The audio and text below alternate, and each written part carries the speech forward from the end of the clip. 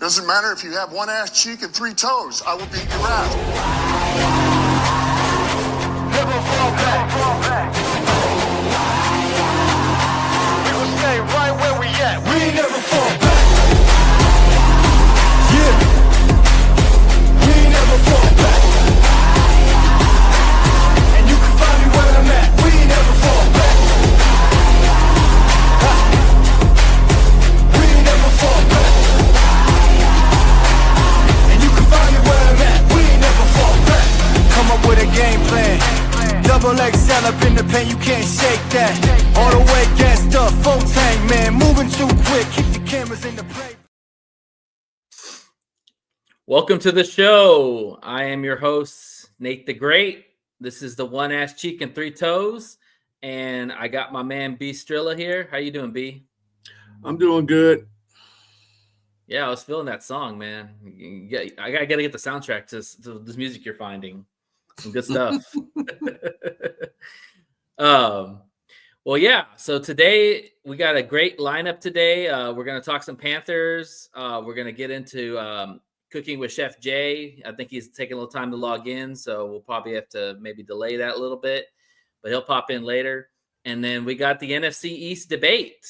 Like, hopefully, we already got one person, so that's good. That's already better than last week. Bunch of bastards that didn't show up. That's the NFC North people for Fake ass rivals. Anyways, Jackass Green Bay, yeah, exactly. Chicago, and the Queens, Minnesota. Anyways, so yeah, you feeling pretty good, man? I know it's Sunday. It's kind of like the last day of the NBA. You know, you've got UFL football, the Panthers. We're gonna segue into that. So the Panthers won 26-23, right? Am I correct? Yep. Yeah. Yes, sir. So you watched the game. So give me your takes on what you thought before we. Do you have any highlights, or are we just gonna talk about it? No, I couldn't get the highlights. It That's came fine. on too No late. worries. I know one thing. Perkins. Well, Etling came in there first, and he went out with an injury, which is normal for him. It seems like every game he's getting injured, but Perkins came in there and he did a pretty good job. I think I alluded this to you in a conversation that he's like Lamar Jackson, like a lower class Lamar Jackson. Yeah, he's like he does a lot of ad-libs. He can run. He can run pretty well. He does the RPO real well. The problem with him is his passing, and one of them led to a pick six. One of his passes. Horrible pass. He didn't even see the guy. I saw the guy. I said I saw him go like this with his. I said, "Don't throw it! That's because I saw the DB just coming right across there. He eyed that, right? And then as soon as he threw it, he picked it off and took it back to the house, and it made the game closer than it should have been because they were on their own 20-yard line at the time when they got the pick six. I was like, "Great, what up, Robbie? Awesome." So and then. But the field goal kicker got the job done for the Panthers. But the Brahmas had a kicker that's supposed to be like Jack Bates. And he was making he made all his kicks except for that last one, which went way out this way. I was like, well, okay. So you're just a bunch of hype. I see. Yeah, it kind of remind me of remember Kickalicious? Yeah. We had he was like a big YouTube guy and he was kicking balls like crazy somewhere. I think that Destroyer guy is kind of similar along those lines. He's a big YouTube hit and all that. And I guess he's trying to make his chance in the league, but you got to make those field goals, man. You can't not make those field goals in those moments. That's how you get into opportunities in the NFL, like to get chances. You got to make those. Yeah, I said the same thing, Brett. I saw that a mile away. Dude, don't throw that pass. But he did. So, it is what it is. He'll learn one day. Perkins is like what? I think Perkins is like 28 years old. I think I was looking at him one day. And, so, he's probably more likely just going to stay in the XFL. I mean, the UFL, which is fine. Because they need quarterbacks, Yeah, you don't need to be playing the NFL. That's for sure. Right. No way. Anybody stand out to you for the Panthers that Lions might get a look at? How did the Nakua brothers do at all? Any Tua impact brothers plays? weren't really doing too much. I mean, they played well, but they didn't make any impact plays. Mhm. The guy that kind of stood out for me was the running back of the Panthers, and his name is, I'm bringing him up first. Hey, trust me, I'm getting used to the roster. They changed the roster. No, He just I came know back. it's very hard. He just came back today. Where's he at? But he just came back today. He was out for 18 months before that. So this was his first game back. Jaden Sheridan, the running back, when they got their last touchdown, dude had a heck of a spin move. He was awesome on that run. He made a couple of dips and dabs. I was like, whoa, okay, there you go. That's what I'm talking about. That's some real offense right there. But he did really good. That's about all I can tell you about the game. That was eye-popping. Everything else is kind of Yeah, I mean, we talked about this about the UFL. I think it's not a bad thing to have extra football going on. The quality of the football. I mean, today was a good game, and it looks like this DC Battlehawks is a good game. But there's not a lot of good. The other teams are not very good. Both the Brahmas don't have any won a game. Right, exactly. The Brahmas haven't won a game yet. I kind of floated the idea to you, and you just kind of laughed at it. So I'm just kind of asking you on air. What do you think about maybe taking some of the practice squad guys and putting them on the UFL to get some more live game reps? What do you? That'll work. That'll work. Yeah, I was thinking that too, because it makes the rosters more talented, but also too, it gives them live game reps that the coaches can watch and evaluate. Of course, what comes with that is as they get injured, they're not going to be worth crap when they have to play a regular season. That is fair, and I was thinking the same thing too.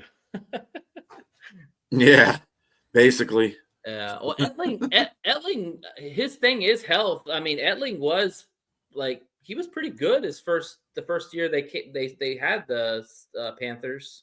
But he hasn't been healthy. But he's pretty talented. I think he's probably more talented than Perkins is, but I don't know. Yeah. I think it's that Perkins is good. Perkins is good. I think that's just the second. He's the backup quarterback to Etling, and Etling is good, but like you say, he doesn't stay on the field. So, right. That's all. Exactly.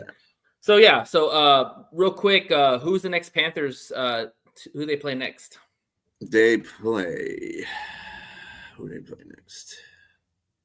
Come on, give me a schedule. All right. The Showboats. They play the Showboats again. Showboats. They beat them the first time. That was their first win. And then they got the second win tonight. Okay, well, that'd be good. Yeah. I mean, there's. So I mean, and the Showboats are 0-3 now. So. It's in Ford Field, so Michigan should win. I'm just glad that the Panthers got a win in Ford Field, because if they would have lost in Ford Field, I would have been like, dude, Ford Field's becoming the house of horrors for Lions and Panthers. Like, seriously, the Lions lost there. Panthers haven't won before this game. They hadn't won there, so I'm glad they got that one off their back. So now Ford Field can go back to winning, because definitely. Yeah. So let's see here. What's going on with Jay here? I don't know. That's the link. Lord. Help a brother out. It's not one thing, it's another here. Yeah. It's all good. All right. Well, so go Panthers. Congratulations on the win. It's a good day for Detroit. The Pistons, they played a meaningless game. They're going to have the matchup with my Knicks next week, and the Tigers are in a battle right now with the Twins, but they're going to win. They've won that series, and the Panthers won. So, yeah, it's a good day for Michigan. All right. Okay. All right. And people showing up here. We got all right. Let's bring on Philadelphia on the fan. Well, let's do the Jeremy Scott thing first, because I already got that loaded up. So Jeremy is Jeremy Jay is doing a profile on draft picks that the Lions could potentially get. And then once we do that, we'll go right into the NFC East battle. Okay, that's fine. We'll bring in Sonia so she can introduce everybody, and then we'll be on our way. So let me do this real quick here. Sure.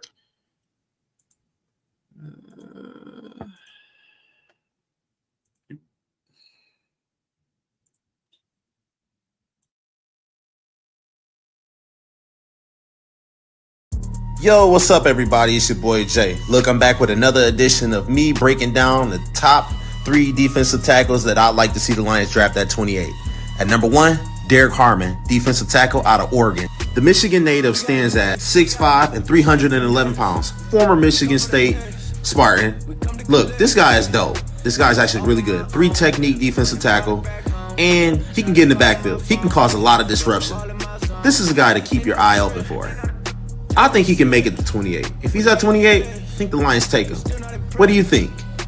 This dude right here, he's the real deal. You ask any NFL scout. At number 2, I got Walter Nolan, defensive tackle out of Ole Miss. He stands at 6'3" and 304 pounds. Last year, he was selected as all SEC team. Pretty good. Another good guy who can line up over the center or outside of the center. He can get in the backfield and he can cause a lot of disruption. If you see him, he's in the backfield. He can fight off tackles. I like the kid. I think he has a lot of potential. If he's there at 28, I would definitely select him. What do you think? And at number 3, I got Kenneth Grant, the Michigan Wolverine. He stands at 6'3", 340 pounds. Not only is this man a space eater, he can also run very fast. He can get in the backfield as well. I mean, come on. Let's not forget the time he chased down Katron Allen to possibly save Michigan's season the year they won the national championship. I mean, look at how he chased him down. That's impressive. If he's there at pick 28, if I'm Brad Holmes, I'm running up to the podium and I'm selecting this guy with no hesitation. With Daleem McNeil possibly being out for the season opener, I think he can cause a lot of disruption, and I think he'd be an instant playmaker. This kid plays like a veteran. Kenneth Grant was a college champion, 3rd team All-American in 2024, and he's a 2-time second team All-Big Ten. Let me know what you guys think in the comments. Sound off. Peace.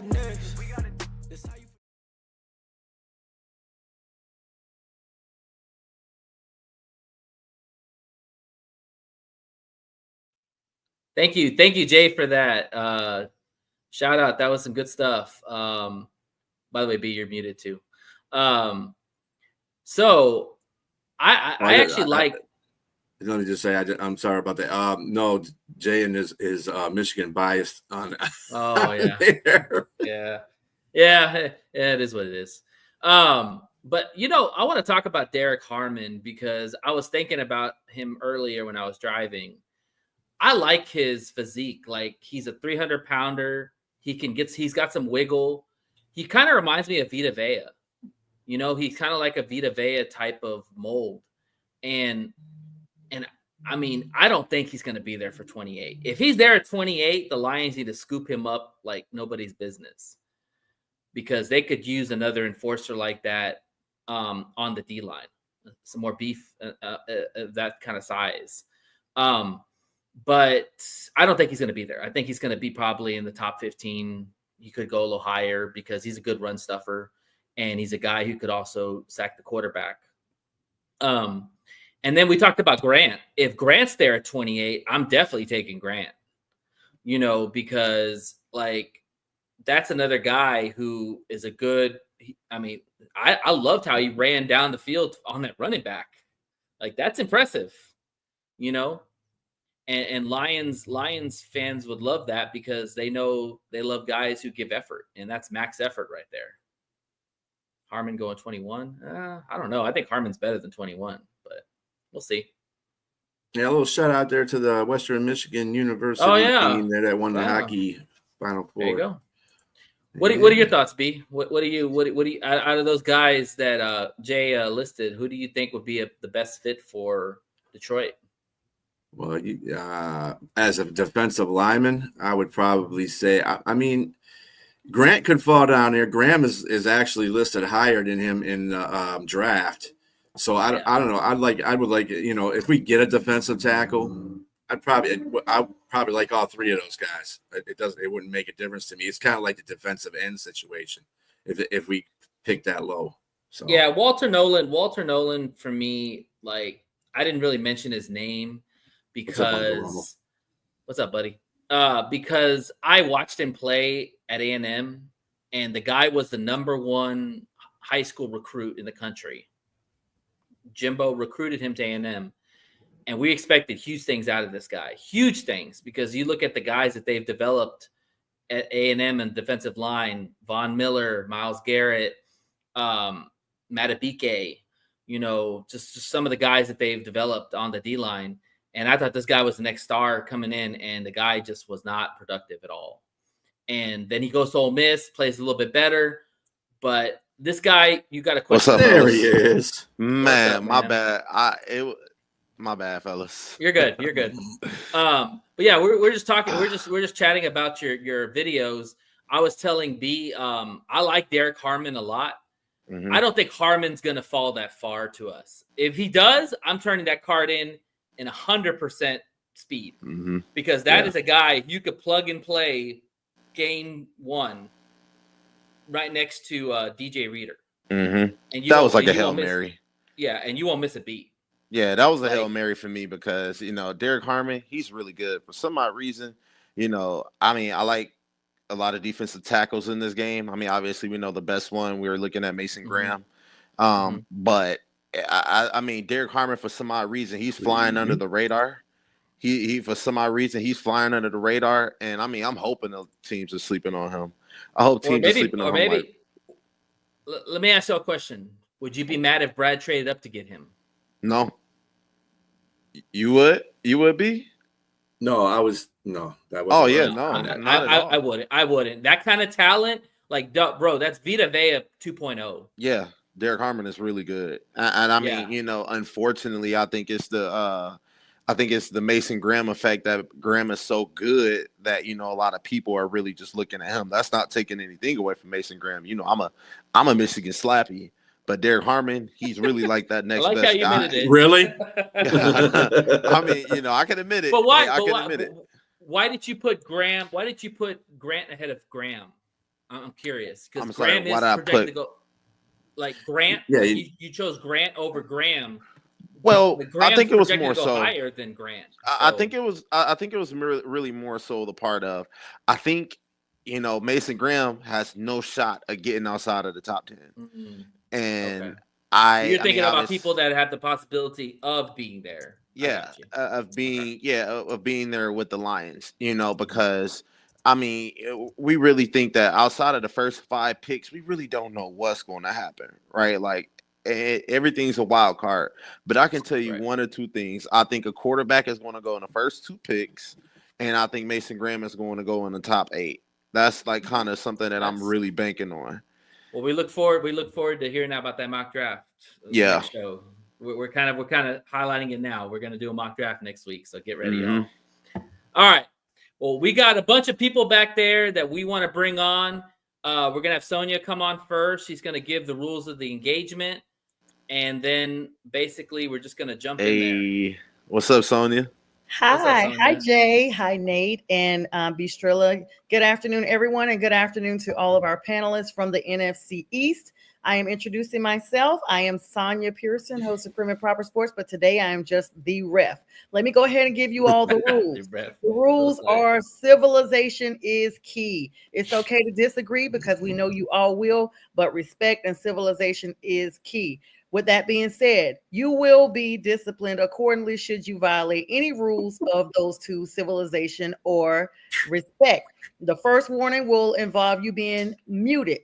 If you unmute yourself once you have been muted, if you self-unmute without, basically being unmuted, I will unmute and mute you accordingly. You will be moved to the back room. If you are moved to the back room and returned and you violate again, you will be removed from the stream and you will no longer be able to participate in the debate. I'm sure that everyone is all in agreement because I know all of you. And for those who I don't know, welcome aboard. Hey, I get him, feel girl. like I'm about to Get him. I feel like I'm about to sorry. fly. I feel like I'm about to Get fly on up. a plane. Like, welcome aboard, and we are now Get the taking blood off. back again. Okay, so what we're going to do now is that we're going to introduce everybody, bring one at a time, and Sonia, you can give them their introductions. Yeah, let them plug And- whatever podcast they have and all that. All right. And the first one we're going to bring up is Commander Nash. Obviously, from the word commander, you know where he's from. Yes, sir. Welcome, Commander Nash of the Washington Commanders. Good to have you this afternoon. Go ahead and plug us in on how to contact you on all your socials. The X is just simple, UB21 King, and YouTube is Commander Nash. Welcome aboard. Thank you. All We'll right. be the departing next one that we- soon. Party soon. I just wanted to say that. It just felt like it. Felt Well, like a date. well, the next one we're bringing up is Ant. He's a Giants fan.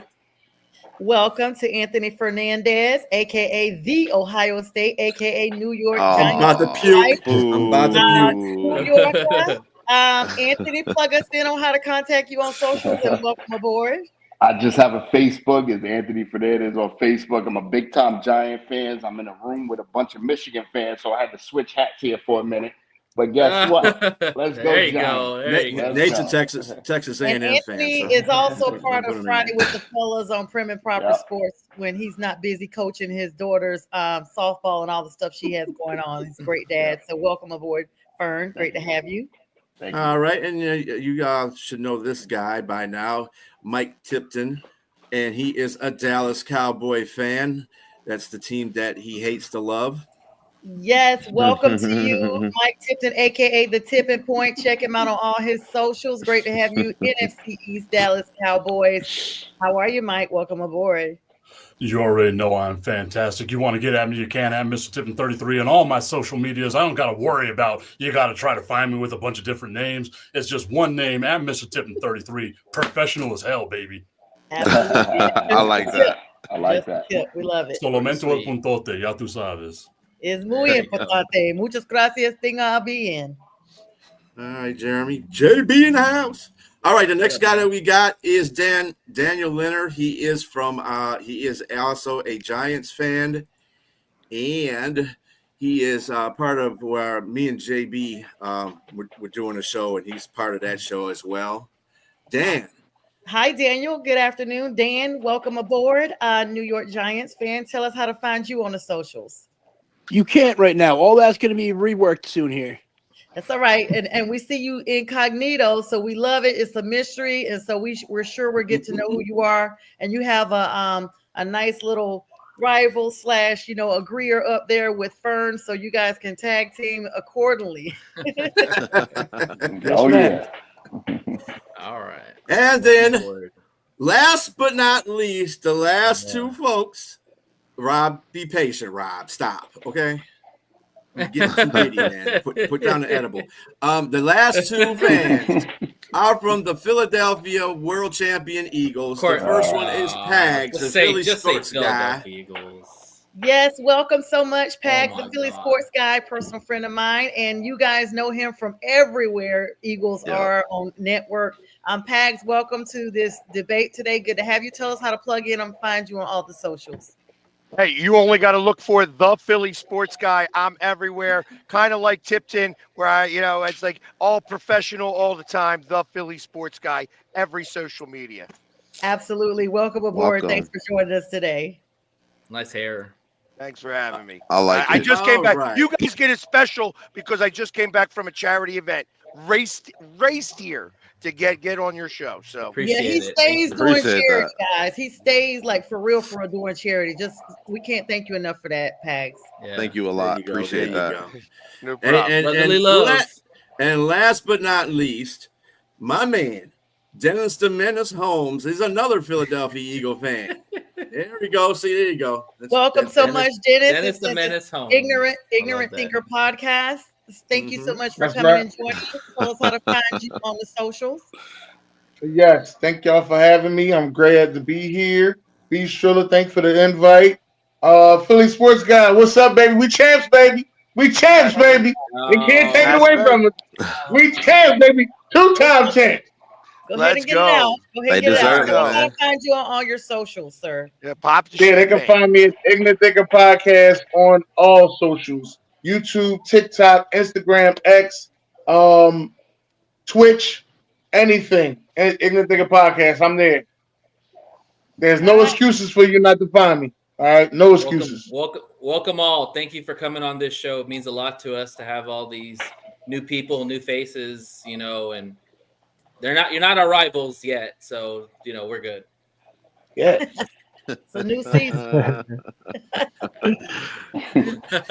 You got don't two get good Dennis years. started. You see how Dennis looking, right? Don't get him started. Yeah. So y'all got Oh, two good years. How trust you me. gonna talk I about was rivals? I was trying to be civil.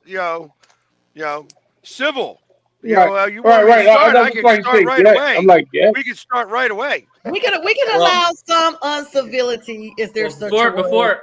Before we start, you know, going at each other, I have two questions I want to ask y'all. Each one of the fan bases, and you don't have to give me a long-winded answer. Just give me a good, solid answer of why. So my first question is, we're going to start with. Looks like we have the first one's the Giants fans. We'll start with the Giants fans first. So my first question, it'll be the same for everybody. Is tell me why you will win the division this year in the NFC East. We'll start with the Giants fans. Well, I'll start off for the Giant fans, and I'll tell you why we will or will not win the division this year. Well, let's do the will first. We'll go to the will now. Okay, I'll be optimistic. I think with adding Russell Wilson, that opens up our offense a lot. You know, Daniel Jones has been a thorn in our side for a very long time, and he has held back a lot of the talent that we had on offense, right? From the offensive line to the receivers, Malik Neighbors, Wandale Robinson, you know, Darius Slayton, all of this talent that we have was not being able to, I guess, be a showcase in a sense and be able to display what we really are as an offense. I think Russell Wilson brings that out. If we can improve, defense is pretty solid. I know we got struck by the injury bug late on in the season. I think if we add a few pieces to that, a guy that go next. I know you guys are talking about defensive tackles. Getting another guy to go next to Dexter Lawrence. You know, pass rush wise, if you do go, which I don't want, I want to go quarterback in that first round. But if you do go with the guy from Penn State, if you do go that, then you're looking at a better defense. Yeah, Abdul Carter. Excuse me, I got kind of further frazzled there. You do go Abdul Carter, you trade Kayvon Thibodeau, you get another third round, second round, and you improve that defense, and then you start looking for your future maybe in the second round if he's there. That gives the Giants a chance to, you know, I think we have a pretty good team, you know, going into next year. Philly lost a lot of pieces. I'm not sure where Dallas is going to be. I'm more concerned about Washington than any other team in the NFC at this point. If the Giants have a chance to stick their nose into that, I'm all for it. You know, we just got to add a few pieces and get it all together. Again, Dave Olenskone is on a hot seat, especially after the Saquon situation, which I have an opinion on that. I won't go into that. But they're on a hot seat right now, right? So we have to win. And when a man has his back up against the wall, watch out. All right. Appreciate that. Daniel, do you have anything you want to add to that? Yeah, the only way we're going to win the division is if by some reason the Eagles' entire team, the Cowboys' entire team, and Redskins' entire team are all in one place to get hit by a meteor. That's positivity. All right. All right. Let's go to the next one. Mr. Commander Nash, same question. Go. All right. Well, I mean, we won 3 games a year before. We turned around and won 12 games. This year, our new Peter's been very aggressive in free agency. They're trying to go after Henderson from the Cincinnati Bengals. We need a defensive end. We let Jonathan Allen go, but I understand we can't afford both defensive tackles. I hope that in the draft that we get us more of a explosive running back, and we focus on the cornerbacks. We all know we're trying to build to beat Philadelphia. And the only reason we did beat Philly last year because Jalen Gallins got hurt, and I'm fan enough to admit that. So our goal simply this year is to build up and we got to take down Philadelphia. We got to beat them in the trenches, and we got to get corners to cover Brown and Smith. That's the bottom line. We got to go out to Philadelphia. And then if I think that they keep being aggressive, especially in the draft and the offseason, we'll get there and we can win the division. All right. Thank you, Mr. Nash. All right. And Mr. Tipton with the Cowboy hat. Let's go. Why will the Cowboys win the division? Short answer, they won't. But if I'm going to be super optimistic, then I will say you got to look at it. It's Right? time to be optimistic. The Dallas Cowboys last year had a ton of injuries, right? If they can overcome all these injuries, whether it's on the offensive line, defensive line, whether it was in the secondary, whether it was at quarterback, right? Like Dak Prescott, we can all agree, might not be the best quarterback in the NFL, but he's a lot better than Cooper Rush. And imagine how more dynamic the Cowboys offense would be. The big question for the Dallas Cowboys is what are they going to do in the draft? You need to get yourself offensive line help. You need to get yourself a running back. If they can go out and draft a running back like Omari and Hampton, I think that would help out the Dallas Cowboys and their chances of winning the division. But we can all agree it's really a two-team race between Philadelphia and Washington. I'm, again, fan enough to admit that much. And it's just going to be great to watch the NFC East beat up on each other. But we can all agree the Giants are just absolutely garbage. Oh, already. All right. Before they respond, 28 years. Eagles, guys. Let's go. 30. Let's go. 30, yeah. Why will y'all win the division or repeat as division winners? And FYI, I'm going to say this real quick. You guys know that nobody's won that division consistently in the last 10 plus years. So right. Why will y'all break that record? Go. Go ahead, Ignorant. You can go first. But one thing I'm going to say is, I know it's been a long time since the division has been won back-to-back, but the last team to win it back-to-back was us. So why not us? We'll do it again. Another thing is we're built, I know a lot of teams going to be coming at us differently this year because we won the championship, and usually that's when we get 100. But we already know how that felt because we went through this 2 years ago. So we're built for this, is what I'm trying to say. That's a good answer. Now, Philly sports guy. Mm-hmm. Honestly, I kind of think that really when you put everything on paper, and obviously we got to play the games, but if you put everything on paper, I don't think Washington has done enough to catch up. I think that they're going to be the ones that actually have the closest opportunity to be able to unseat us. I think that this team, we only lost one guy on our offensive line. We may wind up losing our tight end, but I think that we have a very suitable guy who's going to be able to follow back up on him if we wind up losing Dallas Goedert. Other than that, I feel like the pieces that we lost on defense, I feel like are pieces that we're able to get replaced anyways.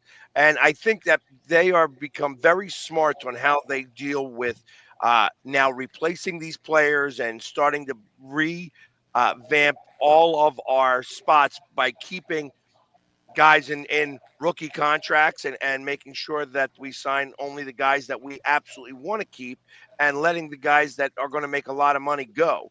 So I kind of feel that it's going to be tough because we are, playing a first place schedule. We do have a difficult road schedule as well.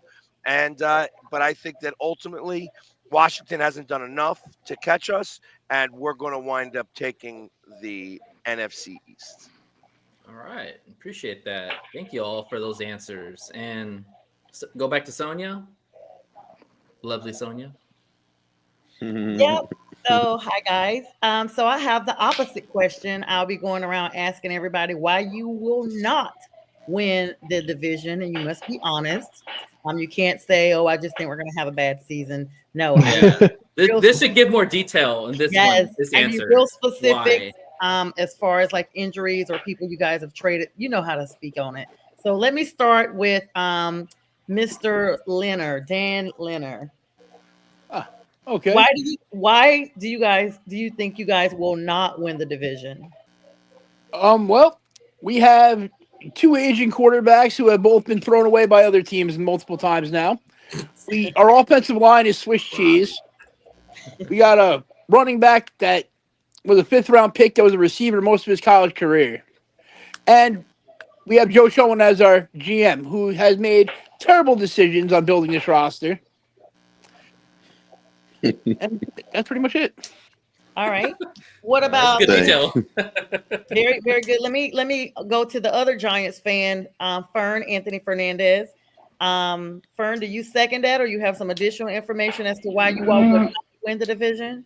Listen, I understand Dan. I understand what the Giants have endured over the last few years. But I wouldn't necessarily say that. I think Tyrone Tracy, our running back that we have now, he's going to be a stud. He's already proven that.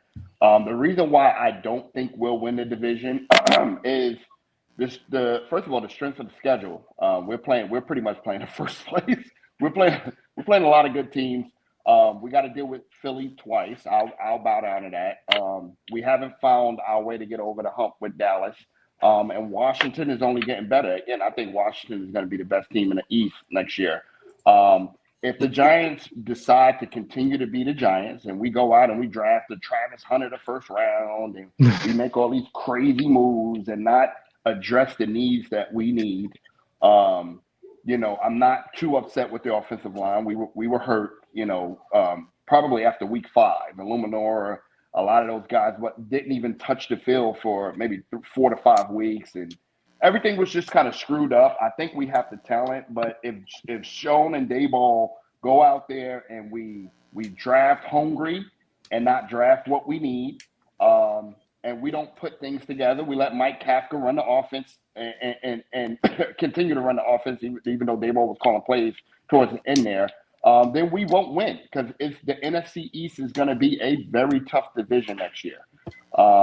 We just have to make the right decisions. And if we do the Giants, if we continue to be the Giants and make stupid moves and allow, certain things to happen in our organization, then we won't win. We won't even come close. Yeah, kudos to you. And you guys are the new NFC South. Just the jokes on us. We're not that good in the South, but I'm just sounding good. Let me flip over to the NFC runners-up. Yeah, the NFC runner-up Commanders. Shockingly, this is Jaden Daniels' second year. He came out the booth running, y'all. I mean, I'm talking about all the way up, and unfortunately, or fortunately, depending on which side of the coin you're on, solidified that big L for Detroit.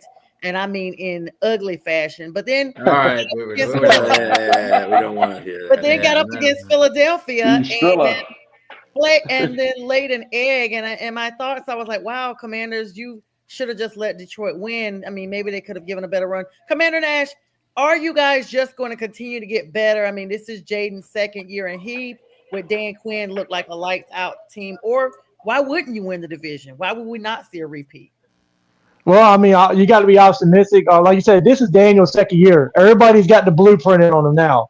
And everybody knows Washington is real simple. Robinson is not a 1,500,000-yard running back. You're going to stop the run. Now, if we had to put Debo in a running back, we're going to be in trouble. On the defensive side, it's always been the cornerbacks. We cannot cover receivers, and Philadelphia took advantage of that, and we couldn't get a pass rush on the defensive end. We all know the NFC East is brutal. We beat on each other. We did not blow out a lot of teams last year. We got the Hail Mary against the Bears. The Giants, we won by field goals. We didn't even score a touchdown. And Dallas beat us last year. We gave that game to the Cowboys. They beat us as well. So we're not dominant. The Detroit Lions, we played them in the playoffs. We all know those lose. They lost a lot of defensive players in that game. I wanted to see Detroit healthy. I really wanted to see how both teams were 100%, but unfortunately, we didn't get to see that. But when it comes down to it, the NFC East, like you said, nobody's won the division back-to-back since 2012. Can we be there? Absolutely. But if they come after Daniels and rattle him up and attack our defense, which I think is going to be the weakness on us, then absolutely, we can absolutely easily not win the division this year. All right, and a good solid answer there. Commander Nash holding it down solo for the Commanders. Let me go over to the team who just knows without a doubt that they think they're going to win again. The Eagles. Why would you not win? I think you're going to say the Cowboys. No. The Eagles just feel like, I'm seeing the comments coming and everything. They just are standing on business through the next 5 years. You can't tell them that they're not. So let me start out with the Philly sports guy, my friend Pags. Pags, why would you not win? I mean, is there a possibility? Why would you not win?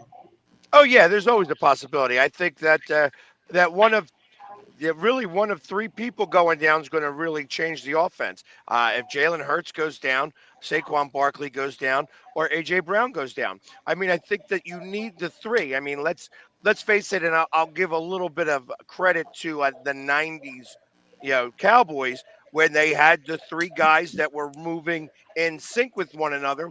They won championships, and it's very similar, I think, with what's going on now. I think that right now our offense. First off, we have the best offensive line, but if we were to lose one of those three pieces, it would be very difficult for us to be able to replace that, even though we have like Devontae Smith and such like that. It's not the same without A.J. Brown. It's not the same when we don't have Saquon Barkley. And anything can happen in terms of injuries. I think it would be injuries that would cause us not to win the division. Short of that, I think that we do win the division. Okay, and Ignorant Thinker Podcast. What's your actual name? I'm sorry, sir. You said it, and my name is Dennis. How you doing? Dennis Holmes is my name. I'm Dennis Holmes. How you doing? All right, Mr. Holmes. Okay, so why would you think that the Eagles? I mean, I know you got your hat on and everything. I mean, it's not even that cold to be wearing that toboggan. She was wearing the playoffs. I feel like I can feel the chill of hate that you throw my way. So I always want to make sure that I'm cool. All right. Great answer, by the way. Great answer. I'm just letting you know. I'm well prepared. Let me say this. Now, as far as the Eagles go, if we do not win the division, we could have a debacle like we had 2 years ago. That could happen again. Okay. I honestly think if Lane Johnson and Mailata go down, I don't know if we have enough to replace that. I mean, I do believe in Stoutland University. I believe in them wholeheartedly, but I don't know if we have the offensive tackles to replace it. If Jalen Carter goes down, I'm really nervous. Yeah. Yeah. I believe he's the best defensive player we had. That's just personally how I believe. Anybody else can believe something he's different. A dog eagle. He's a dog eagle. Eagle dog. Yeah. I love him too. I love him. I'm gonna get me a jersey. I love him so much. All righty then. Well, let's wrap up with the one that has the least of the faith, but needs to have a little bit greater faith. But since he's going to stay on a downward trend, let's look at the tipping point and give us just a tip of information of why you think your team will not win the playoffs. Let's start with that. Please. I mean, you already know how it is. It's just the tip, baby. I'm coming at you right here with it. So the thing with the Dallas Cowboys is like they can have a full repeat of last year, right? Like with this team, you already know if you get a lead against the Dallas Cowboys, they don't have a good run defense. All you can do is just run the ball straight down their throat, right? Their offensive line isn't good enough to stop anybody from pressure. All of us on this panel would get at least 25 sacks against the Dallas Cowboys in that offensive line. And then the biggest issue with the Dallas Cowboys is look at who the hell their damn head coach is, and then look at who the hell their defensive coordinator is, right? Whenever you got Matt Eberflus as your defensive coordinator, and we all remember what his last thing was. Like, we can all talk about how he was as a defensive coordinator, but we can look at what his last thing was. This is a what have you done for me lately type of league. Whenever you look at Matt Eberflus, our last thing was him having 30 seconds in Chicago with a timeout and still somehow not using that timeout and losing that game. That's who the Dallas Cowboys have as their defensive coordinator right now. Brian Schottenheimer, I guarantee all of us thought that man did not exist, and we thought that was a typo, and someone thought that was his daddy and that he got resurrected somehow, some way to be the Dallas Cowboys' new head coach. I have zero faith in the coaching staff. I have zero faith in the offensive line. I have zero faith in the defensive line. If they can be healthy, I'm looking at this team, best case scenario, an 8-win, maybe 9-win team just missing the playoffs. The purgatory that my team has been in for the last 30 years is what they will continue to be in. But the biggest reason why the Dallas Cowboys will not win the division is Jerry Jones trying to find himself a glory hole. I will say this. I mean, you definitely have the right hat on there because it'll be a snowball's chance in hell with that Diablo's hat on that you guys wouldn't. But we lament with you. Thanks for the great answers to everybody. Tip, that's definitely respectful. All right, I'll turn the reins back over to Nate the Great or B. Strella, whoever's next narrating. I mean, yeah, guys, thank you for those answers. And the reason I asked you those answers is because now everybody has info on their teams and probably want to ask certain questions about their teams or fire shots about their teams. So now we're just going to open it up, y'all. So if Jeremy or B want to ask any questions directly to y'all, or y'all want to ask questions directly to the other fan bases, go at it. Just be respectful and let the good times roll. Yeah, I got a question for the defending champs, the Philadelphia Eagles, and whoever wants to speak first. What is one thing? Eagles. What is one thing that scares you about the NFC East? Right? Do you think the Commanders could be the next team to come up, or the Giants may find lightning in a bottle and somehow, take the division? What is one thing that scares you guys? Well, I was scared a couple months back when I found out that they had $90 million in cap space, and I thought that they was going to go get Myles Garrett. I was scared then. Being the fact that they didn't improve that defensive line and they lost the defensive tackle, I'm no longer as scared as I was scared. Let me just say that. And don't forget that the NFC East is the greatest division of all time. You can argue with whoever you want, but it's the greatest division of all time. Now think about it. You play for Super Bowls, right? What division got the most Super Bowls? And what division every team got 2 Super Bowls in? I think I'm about to resign as moderator right now. I don't know if I can stomach this. All right. Philly sports guy, I want to ask you that same question. What is one thing that scares you about the NFC East? Nothing scares me right now. I'll be honest. I feel like that Jaden Daniels is he's going to be a great quarterback. And I think that over time, Washington's going to learn how to win and start to try to get over that hump right now. I feel that there's a positive. I think this year he may take a slight step back. I guess the only thing that really scares me about the Eagles is the Super Bowl hangover. When you watch some of these other teams go year in and year out, and we've had a difficult time in the NFC East just repeating as division champions. Over the last 20 years, there's not been a repeat of a division champions. So I feel like that's probably the only thing that really scares me about going into this season is the Super Bowl hangover a real thing? That being said, I already got us against Detroit in the NFC Championship game. And I said that last year. I thought that's how it was going to end. You guys went into a buzzsaw with Washington, and you guys were just you guys? You were missing 22 starters, I think, on defense when all was said and done. Ultimately, it's really hard to have the next man up, and you had a team in Washington that was able to score 35, 40 points a game. And I think that just made for a really bad situation for you guys.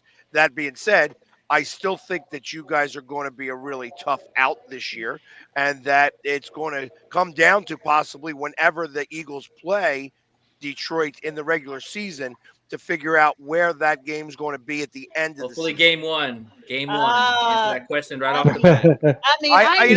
I think it's going to be I think it's going to be Washington that we're going to play in game one. Yeah. I think that Eagles Detroit is going to be a Monday night game.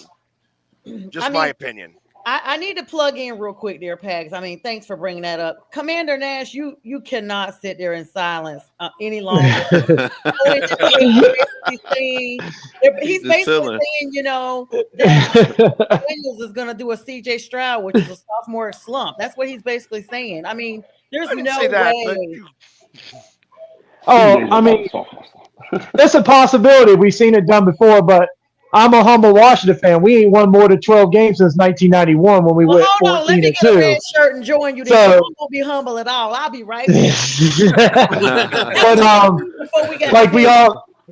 like we said, the NFC East always fights. It don't matter what your record is. You can go to Philadelphia, you go to Dallas and New York, and we all know each of them fan bases travel to our stadium. We're usually outnumbered by their fans.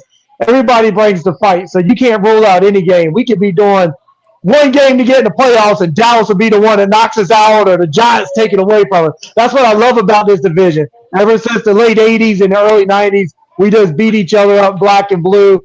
But the sophomore jinx is a possibility. But like we all know, like you said, my defensive line is what scares me. We lost Jonathan Allen, and we didn't bring nobody in. And LaShawn Lattimore was a great choice, but we see what happened to him last year. Maybe a good offseason will get him back into shape, but they picked on him, and the corners and the defensive line that will be our weakness this season. Yeah, the Commanders were my team before we got the Panthers since I was like 12. So, you know, I was rolling with Detroit this year, but when y'all knocked them out, I was like, oh my gosh, that was like, you know, the Redskins. That was like my Redskins. So. Yeah, for really quick for Ant, the Giant fan, the Ohio State fan, you can believe that, but Daboll being makes me sick. Daboll coming back as the head coach. Do you think that's like a good thing, or do you think that's a bad thing? Because I know a lot of people are kind of sour on Daboll. He's been there for how many years now? 4 or 5 years as the head coach, if I'm not mistaken. I want to say a little shorter than that. Since 22, so about 3 years. About 3 years. Yeah. So what do you think about that? Do you think he should come back, or do you think they should just move on from him? Yeah, you have to bring Daboll back again. You know, with the Daboll situation, let's not forget this is the guy that took us to the playoffs the first year he came. It was certain things that happened, you know, over the course of that time that caused us to backtrack, especially the illusion of Daniel Jones being the guy that took us to those players. No, it was the defense, and it was with the defense and the help of Saquon Barkley. That's why we had a successful season in 22 until we ran into the Eagles. Daboll has to come back because I don't think it was a fair shot. Schoen and Daboll wasn't able to get their guy, right? We was living off of Gettleman's errors, a lot of errors that Gettleman made, and it still haunts us to this day. Allow Daboll and Schoen to build that team to their strength. Let's not forget they're responsible for drafting Josh Allen and building that Buffalo team up, right? Give them that same opportunity. You know, I think they deserve another 2 years. I don't want, you know, and to that question you said, my fear is for other teams to fear us. I don't want them to see us coming. I want them to think of the Giants as the same old Giants week after week. They're gonna smack us. They're gonna do this. Stole Saquon players. Let us do that, and let us schematically build this. You got Wacker fans taking shots at y'all. I love it. I love it. I don't want anybody to be scared of us. I want everybody to think of us as the same old Giants and let us build this team. Exactly, the redheaded stepchild that we beat up all the time. Exactly. Hey, Pags, get the four. Get the four, baby. You got just because you guys got lucky and won a couple games on his helmet and everything. You got that four, but you ain't been relevant though. You got to be relevant. Stop acting like a Cowboys fan. Oh wow! You know what's bad about this? This didn't start until a Packers fan had to open their mouth. I kind of feel slighted about that. Listen, nice to each other. Packers always throwing in a grenade and running out of the room. Yeah, Packers always Packers, man. Packers fans still have nightmares about us. They're the ones that fart in the elevator and then close it. Yeah, they're full of it. That's why they call themselves Packers. Absolutely. Yeah, so Fern has been waiting on this opportunity, Pags, because he's always like, is Pags gonna be on, like when we do, you know, some of the shows? I'm like, no, he's not. You know, he's like, you know, I've got to have a discussion with that guy. So I'm here Pags' biggest fan. Yes, here it is. I love it. All right, so guys, I appreciate it.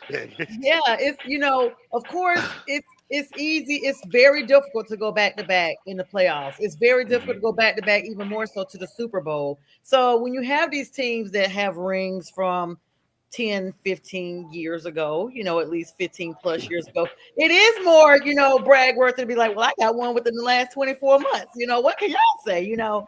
And let's be clear, the Eagles are halfway there, Fern. I mean, they've got 2, so they got more than what I got. They got more. They were still worse than everybody else. Let me ask the Commanders and Eagles question, because I want to get this fired up. Who's a better quarterback right now, Jalen Hurts or Jaden Daniels? Oh wow! Whoa! Hey, whoa! Let's go. Let's be real. Until you get a ring, you gotta get the ring to be in the discussion. Rookie of the year don't compete. Rookie of the year does not compete with Super Bowl MVP, Super Bowl champion. I mean, that's and fair. not for nothing on that. I think that Jaden Daniels is going to be a great quarterback for years to come. Absolutely. But it's 1 year. It's 1 year. Let's see what he does this year before we can even give a measuring stick.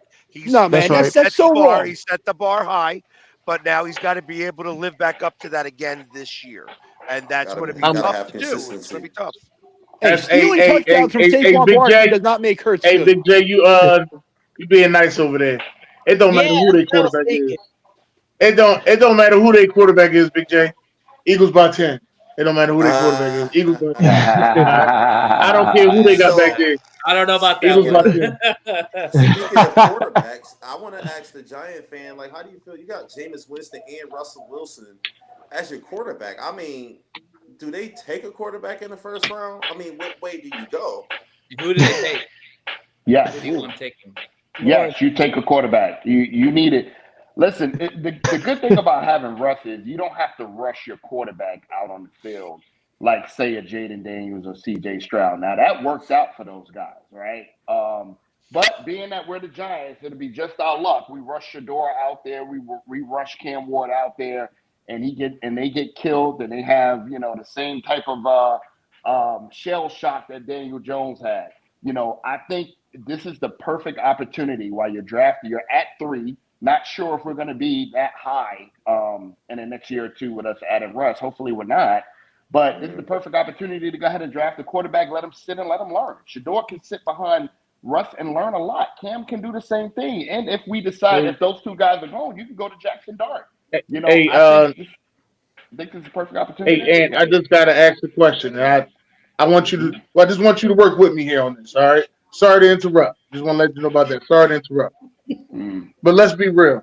We both know that y'all waiting for Archie Manning. All right. No, we're not. Let's be real. That's why y'all went. Listen, y'all went to. Hold on, Ant. Y'all went to Cam Ward's pro day, right? Y'all went to Cam Ward's pro day, and the next day you signed Russ, right? Exactly.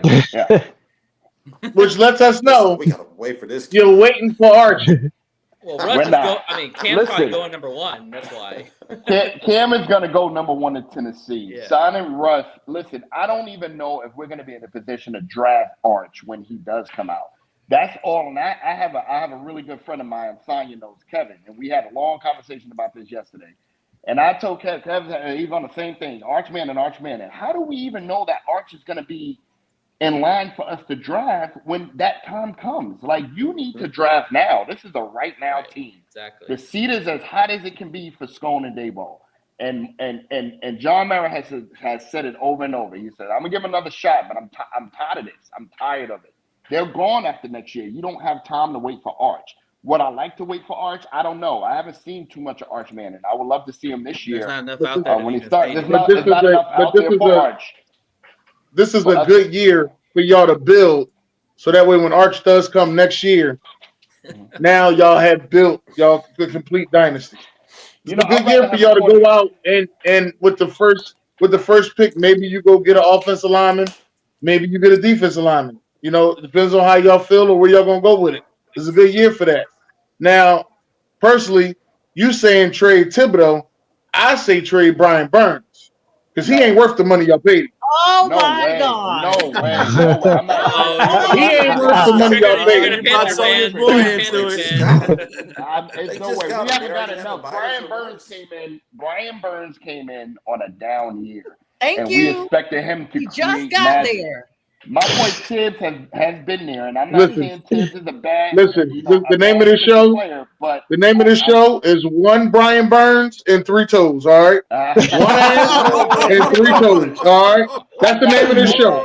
Now y'all can patronize him. Yeah. Now listen, y'all got to think about how this went. Y'all can patronize him all y'all want to, but you paid that man $28 million to get you 8.5 sacks in the season. All right, he ain't worth it. We'll see about that next year. Like I said, if we can get a guy like Abdul Carter I'll trade Thibodeau before I trade Burns. Again, Would you? I'm trading Burns. I'm trading And Burns and question- Hardy. I will say this: Brian Burns, being a former Panther, you guys who don't know I'm a Panther. If you don't know, I'm a Panthers fan. Okay, let me go ahead and put it out there. I'm Carolina all every day. Let me put it out there for you. So those of y'all that don't know me, like that's me. Okay, I live in Atlanta, but I'm from Carolina and I'm diehard Panthers. Anywho, with that being said, Brian Burns, the previous year prior to him going to the Giants, the Panthers were offered a first-round pick for him by the Rams. They did not take it.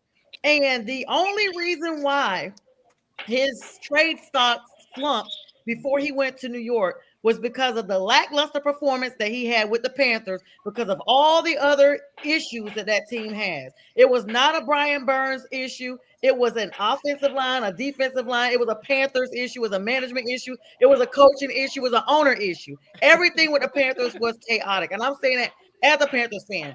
Brian Burns is new to this team. Yes, you guys robbed him of Saquon and took him down there to the Eagles and put him to work.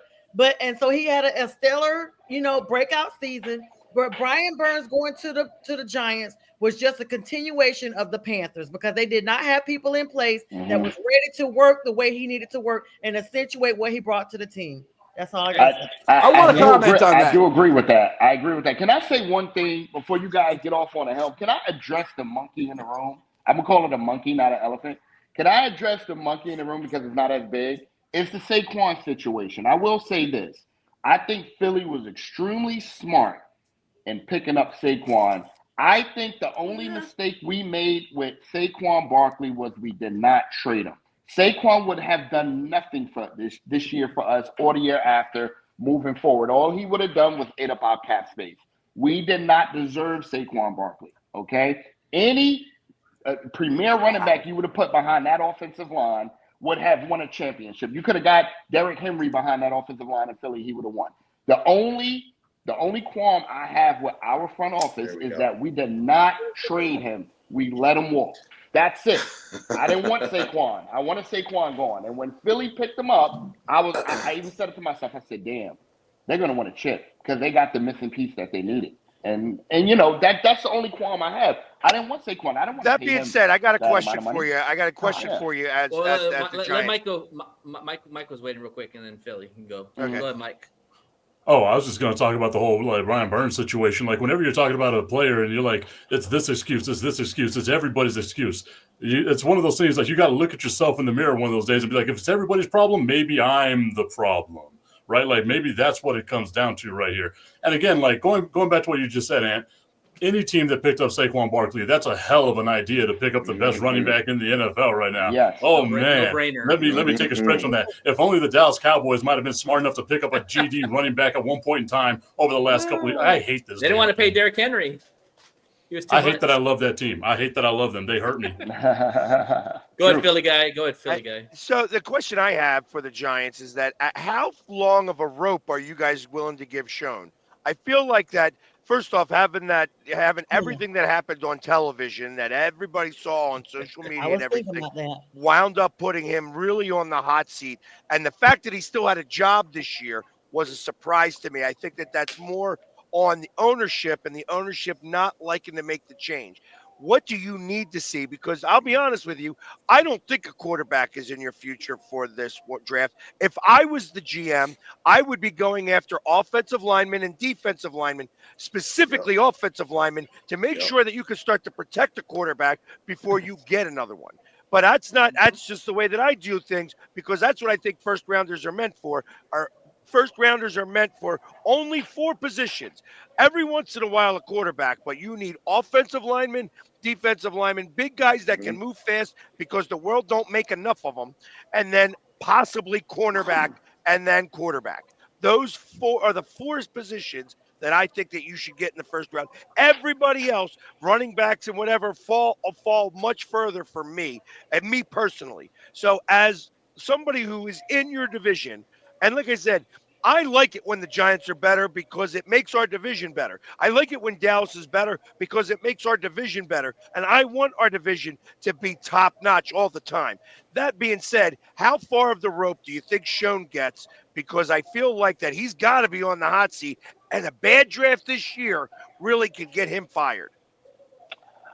Yeah, I think Schoen is going to get a safety net. My opinion with the whole Saquon situation, the way it played out on TV is exactly what you said. It played out on TV.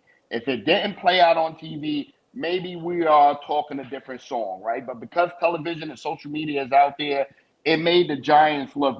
Nobody looks at the facts or look at the dynamics around the team. They only look at the highlights, right? That's all we look at. We only look at Saquon wasn't good for us this year, next year, whatever.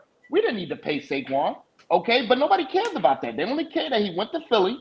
Philly signed him for a bunch of money and then gave him more money, and he won a championship, and he ran for over 2,000 yards. That's all they want to hear. But I will say this, in Schoen's defense and in Daboll's defense, I don't think there was and again, I'm a huge fan. I'm going to be very careful how I say this. I don't think there was an opportunity. I don't think there was a true opportunity for them to build that team. I think we were blindsided by that 22 season when we went to the playoffs, and that 22 season caused us to sign. And I have to give Schoen credit. Gettleman would have gave Daniel Jones $100 million in 5 years guaranteed. Schoen didn't. Let's keep in mind he gave him 2 years, and he freed up some cash after that. So let's give him credit for that. He saved us because we would have still been in the hole right now if it was Gettleman and his love for Daniel Jones and Eli Manning lookalikes. We would have been in in a mess. I am so happy and grateful that Schoen saw through it and said, you know what? I know I have to sign this guy, but I'm only going to give him 2 years. That saved us. Now, next year, we're going to have a lot of money that frees up. I'm happy for that, man, because I'm telling you, any other GM that was looking for Eli lookalike would have signed him for $100 million. So with that being said, give me Schoen for another 2 years, allow him to build this team up, give them an opportunity, and if he doesn't do that in 2 years and we're still looking the same, then your out is behind. You know what I'm saying? But I'll give him another 2 years only because of certain decisions that he have made that was within his power. It was smart decisions. So allow them to give them a little bit more time to kind of cook, you know what I'm saying, and see the success from that. But after this year, if you don't win, I'm looking at the Giants, if they don't win 7 to 10 games this year, then that's when you start really heating that seat up. That's just my opinion. You got to give them some time. Hey, just before you go on, I think Robert is a Giants fan because he really is putting a lot of comments in here about you guys. I don't know what's going on with him. He's got some love lost with the Giants. I have no idea. What do you want to add, Daniel? What do you want to add to that? What I want to add to that is I think this year they're going to try and draft a quarterback to save their job, and it's the wrong thing to do in that first round. Our trenches aren't good enough on either side of the ball. We could trade that pick back to the Raiders or even the Jets. Let them come up, take either the freaking Abdul Carter or Shador Sanders, whoever's left right there. Pick up picks later in the draft and possibly next year. There are maybe 8 true offensive tackles in this round in the first 3 rounds that are going to be worth a damn, and maybe 15 guards. Address your line first. Like round 3, round 4, look at like Milroe or DJ Gabriel. Somebody you could develop a little bit. That doesn't have to start right now. And if they suck, next year we pick somebody new when there's already a position in place to keep them standing. Do you think they have room to actually go out and draft a quarterback like that, like to just go out making moves like that? I would normally say no, but I look back at what Brian DeBall did with Josh Allen. Everybody looked at him and said, oh, guy's got a huge arm, right? Yeah, great arm, had horrible mechanics. Brian DeBall put him on the laser machine, got his hips and ankles and shoulders all in line, taught him how to throw the ball, added 10 yards to his stuff. He taught him how to read a defense better. I think if we could just roll with Russ and Jameis this year, we could develop a guy in the back half to play next year. Mike, I got a question for you. You've been very quiet for a Cowboys fan. Most people I know are pretty vocal. I'm a realistic Dallas Cowboys. I know, but still, I'm surprised. Outside of Jerry Jones, croaking. Oh wow. What do the Cowboys need to do to improve their team? and come back from purgatory and come back to prominence? I think it was just like a snowball effect of things that happened with the Dallas Cowboys, right? Like whenever you wait to sign a player at the maximum value that you could sign that player at, instead of trying to work out a deal where you could sign them at any point during the regular season, right? Like if they had signed Dak at the beginning of the season rather than at the end of the season, we're talking about Dak as a $50 million player and not a $60 million player, right? You help out your salary cap that way. The thing with the Cowboys is they wait to the last minute. They sign these guys to the biggest deal they possibly can. They get caught in salary cap hell, and they just aren't able to make moves in free agency as we've seen. In the draft, the Dallas Cowboys have been all right. The Tyler Guyton one and the Nazi one, we can kind of be like, maybe they didn't hit on those ones, but for the most part, over the last 15 years, the Dallas Cowboys have drafted very, very well. It's just that free agency comes back and gets them. That's always the thing that they get them. What's this comment say here? You don't need that long on the show to describe what the Cowboys need. Oh, this guy. If he's a new owner, there you go. It's cute that he likes to just talk about our teams because his team ain't doing jack shit. Yeah, the whack that comment right there. Shots at everybody. That comment right there. Yeah, there you go. They are delusional. They are delusional, and the crazy thing is, and they get mad because they can't do the tush push like we can, so they want to get a ban. Oh wow. I said it. I said it. Really quick. I mean, I'm kind of with them on like maybe he's out there drinking ayahuasca with Aaron Rodgers. Look, my dude, I ain't hating on you. I'm trying to do the same thing too. I want to do the same thing too. Let's see what this new life could be like with some ayahuasca. But you got really quick. To Mr. Tipton. Oh, he's gone? Shouldn't be. There he is. He's back. There we go. What happened? I don't know. That's a good question. We're playing Somebody clicking buttons. Sonia. Sorry, I was trying to come back on, and you're gonna blame me, Tip, because every time you think I remove you from every show, I'm so sorry. Go ahead, Mike. Every single time. It hurts. It hurts. I swear, I'm sorry. Every single time I'm talking, you delete me.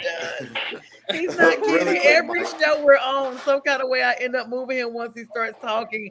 And this time it really was innocent. I'm so sorry. Go ahead, Mike. Go ahead. Finish what you were saying, bud. I love how he's saying so many tiers of Dallas Cowboys fans. Like, I expect this team to go 0-17. That's what I want from this team. The thing with the Dallas Cowboys is they have never committed to an actual rebuild, right? Like, they just seem to stay in purgatory. Always that time. We'll get bottom tier free agents. We're going to do okay in the draft, but the team is always going to be somewhere between 12 wins to 8 wins, and it's never good enough to be really good. It's never bad enough to be very bad. I think what the Dallas Cowboys need to do is say, look, we're not better than Washington. We're not better than Philadelphia this year. If we are better than the Giants, it's by a little itty-bitty tiny bit. It's by Jerry Jones going all the way in, right?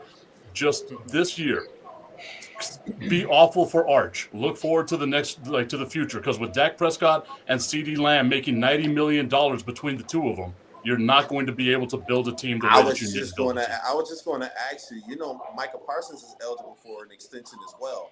And I mean, he probably get paid like the highest paid defensive end. Like, how do you feel about that? He wants 40 plus a year.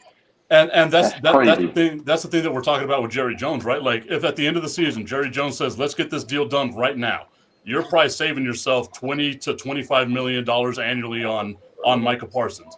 I would say I'm taking Micah Parsons over Myles Garrett. I'm taking Micah Parsons over Max Crosby. So I'm going to have to pay Micah Parsons the way that I would have to pay those guys. And all that's going to do is handcuff the Dallas Cowboys. Yeah, you're going to have 3 players that are going to make up majority of your cap.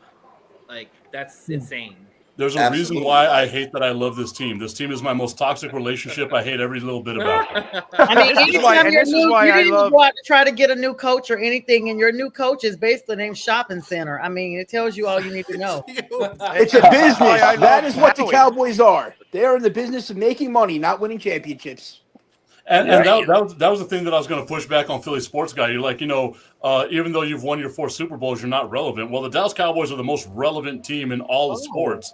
And I would take winning at least 1 Super Bowl rather than what they are right now, right? Like, it's this hell that the Cowboys are in. I tell you, I didn't get a chance to. I just did a show with Skip Bayless, and I didn't get a chance to go talk about my. Oh, but spit. I I wanted to debate him that the Dallas Cowboys are no longer America's team and Oh, we're probably America's haven't been team. America's team Come on. since 2000. And I'll tell you, it's because of Jerry Jones that it's no longer that anymore. I feel like that he has stained the star so much so that you guys don't even have the ability to get the free agents. It's no longer fashionable to go to Dallas anymore as a free agent like it used to be. Well, Like they don't have the even money. in the early They don't have the money to- 2000s, people would still do that. Now it's like almost like a comedy of errors that is happening in Dallas. And it's a shame because I feel like when the rivalry starts to fade because you guys aren't as good and you guys aren't as hated, it actually diminishes the NFL in total. As funny as that sounds, I'm going to give you that little bit of credit, but it's no longer America's team anymore, and that bothers me because I would rather hate America's team than you guys be irrelevant in that market anymore. And like I'll agree with that 100%. Like I've said it for a long time. Like the Dallas Cowboys are no longer America's team, right? Because America hates the Dallas Cowboys. There's no in between. You either hate them, you love them. There's nothing in the middle, right? But the hate for the Dallas Cowboys isn't hate anymore as much as it's like pity, right? Like, oh man, look at Jerry Jones. Right. Look at what he's doing with this team. The second Jerry Jones dies, I'm pretty sure other fan bases are going to be like, thank God this geriatric octogenarian is I finally wish out of that it. you were one. I wish you were like all these other obnoxious Dallas fans. But you know what? Tip, it's so hard for me to be mean to you because I genuinely care about you as a person. I wish you were like most obnoxious Cowboys fans that refuse to be honest about their team, so that all these comments that are coming in, they could really just dice you up. But see, You see, well, all you got to do is just wait till preseason game 1. I don't want to be like, this fucking team is going 17-0, baby. I don't know how they're going to do it, but they're going to do it. That's what it's our year. It's our year. But I will say this about the America's team comment. You might not be America's team, but you're America's most talked about team. Because when you watch talk radio, and I watch a lot of talk radio and listen to a lot of talk radio, Cowboys, they could do the smallest thing. Jerry Jones could, eat a McGriddle that has 10,000 pounds of salt, and it'll be the first headline on the show. Like the Cowboys are always talked about, regardless of how bad they are. But so I'll push back on this because again, being in the system, right? Like whenever I used to work at ESPN as a radio producer at ESPN, we were always told it doesn't matter what they do, talk about them. Right. And I feel like that's just the narrative from like the higher ups that want to shove the Dallas Cowboys down your throat the same way they shove LeBron James and Michael Jordan debate down your throat, where it's a moot conversation to the actual business of what's going on. Right. Right. If it was up to us, none of us would want to listen to the Dallas. Like I live in Texas and I don't want to listen to Dallas Cowboys talk 24/7. I couldn't care less about Dak Prescott's contract last year. I mean, I remember being when I was at the Super Bowl at Radio Row at Dallas radio station, sports talk radio station, came over to talk to me, and I was busting him up a little bit, like I was actually being able to poke fun on them on the radio, and they were just sitting there going, yeah. There's nothing that they could say. There was nothing that they could respond about, which is a shame. You know what I mean? Again, because I like saying Dallas sucks. I like that there are signs going around Philly. People wear this as chains around Philadelphia that Dallas sucks. And when we can't say it because it doesn't mean as much, it doesn't matter, and it doesn't matter as much. Yeah. Like it's a bummer. And that's what I feel like you got Schottenheimer. When they accept it, when they accept it, that's almost no good. When they accept that they suck, it almost takes away from the fun. It does. I don't think it's accepting that they suck. I think it's accepting that, again, they're not good enough to win a championship. The way that this team has been constructed over the last decade and a half is not a championship-worthy team. Mike McCarthy, not a championship-type coach. Brian Schottenheimer, definitely not a champ. If Brian Schottenheimer wins a championship, that's whenever I will start believing in all kinds of different deities that are out there, because that would be the only reason to explain it. He sold his soul to something, the same thing Tom Brady did, right? Rigged. Bill Belichick style. Let's go. but for me, it's just the Dallas survival kit. the Dallas Cowboys. It's not that they need to accept that they're bums. Look at this conversation. Y'all are like the people in the They're comments talking about the Cowboys. That's are the whole talking about the Dallas discussion. Cowboys more than they've spoken about their own team. And they're swarming like bees to honey.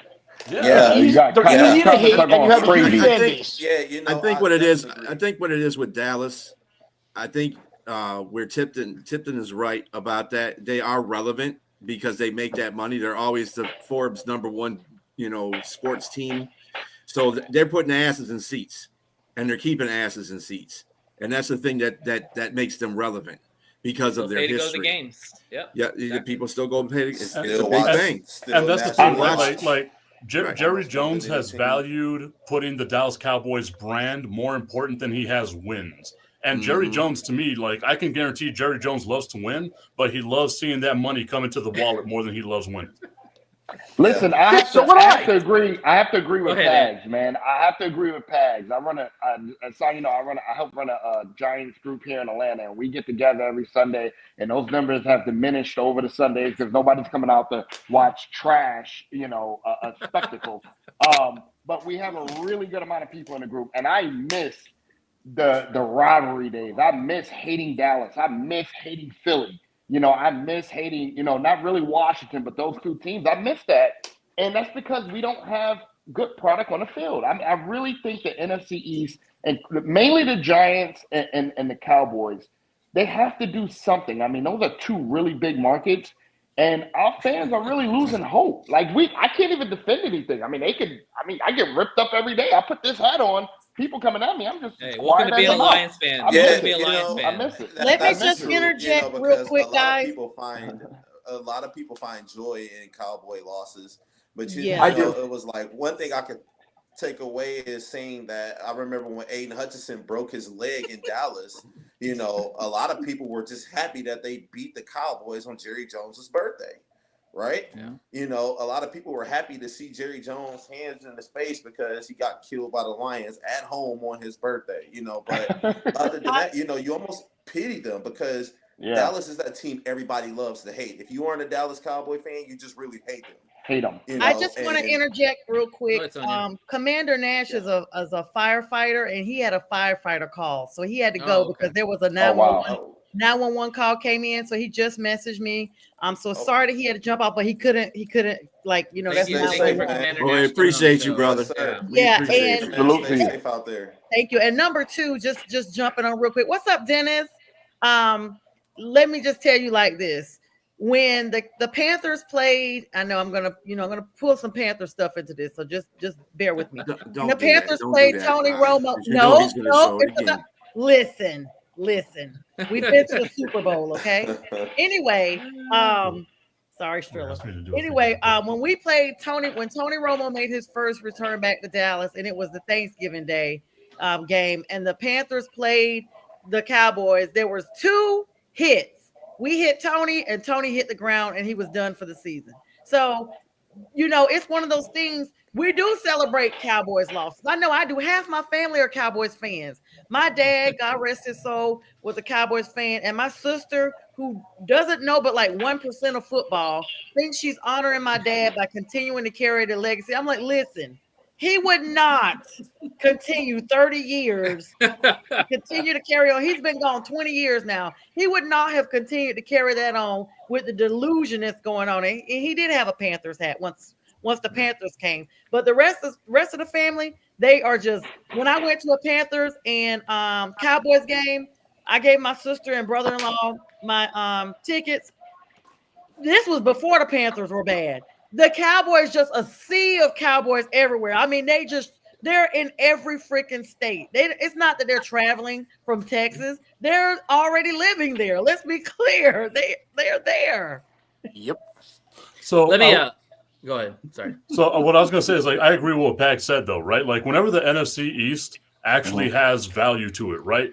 That's whenever you can say the NFL is at its best. I was so excited to see that Washington finally, climbed out of the primordial ooze that they've been in for the last 40 years, got rid of Daniel Snyder and all that stuff, and now they get to be competitive, right? And I want to see the Giants be competitive. I want to see the Cowboys be competitive, because when that division is competitive, That's what makes the NFL so much more fun. You get more than just what is Jerry Jones going to do this week as far as storylines go. You actually get winning franchises in there. Same time the Packers got Pat. That's win. Also, Sonia, For me. I was at that game. One of my traditions is I try to go to the Thanksgiving game every year. I live in El Paso, Texas. That's a 10-hour drive from Dallas, just so you guys know how big Texas is, right? I try to go to that Thanksgiving game every year. I went to that one, and that, like, you could feel just the entire stadium, the air deflate whenever Tony Romo's laying on the ground, hitting the turf like this is the end of the season. Yep. Yeah. Remember that. All right. Yeah. All right, Eagle fans. I'm gonna come to y'all a little bit. Y'all been quiet too. So I want you guys to tell me. I'm gonna test your humbleness here. What's y'all's biggest weakness? They're not humble at all. And not this year, not next let's year. see. They have no reason to be humble. They They shouldn't the be humble at Cowboys all. Junior. They junior. They've never been humble. What's y'all's biggest weakness this year on your team? Depth If you is say one none, of them. I think the we're biggest. depth. Yeah, our depth, our offensive line depth is our biggest weakness to me.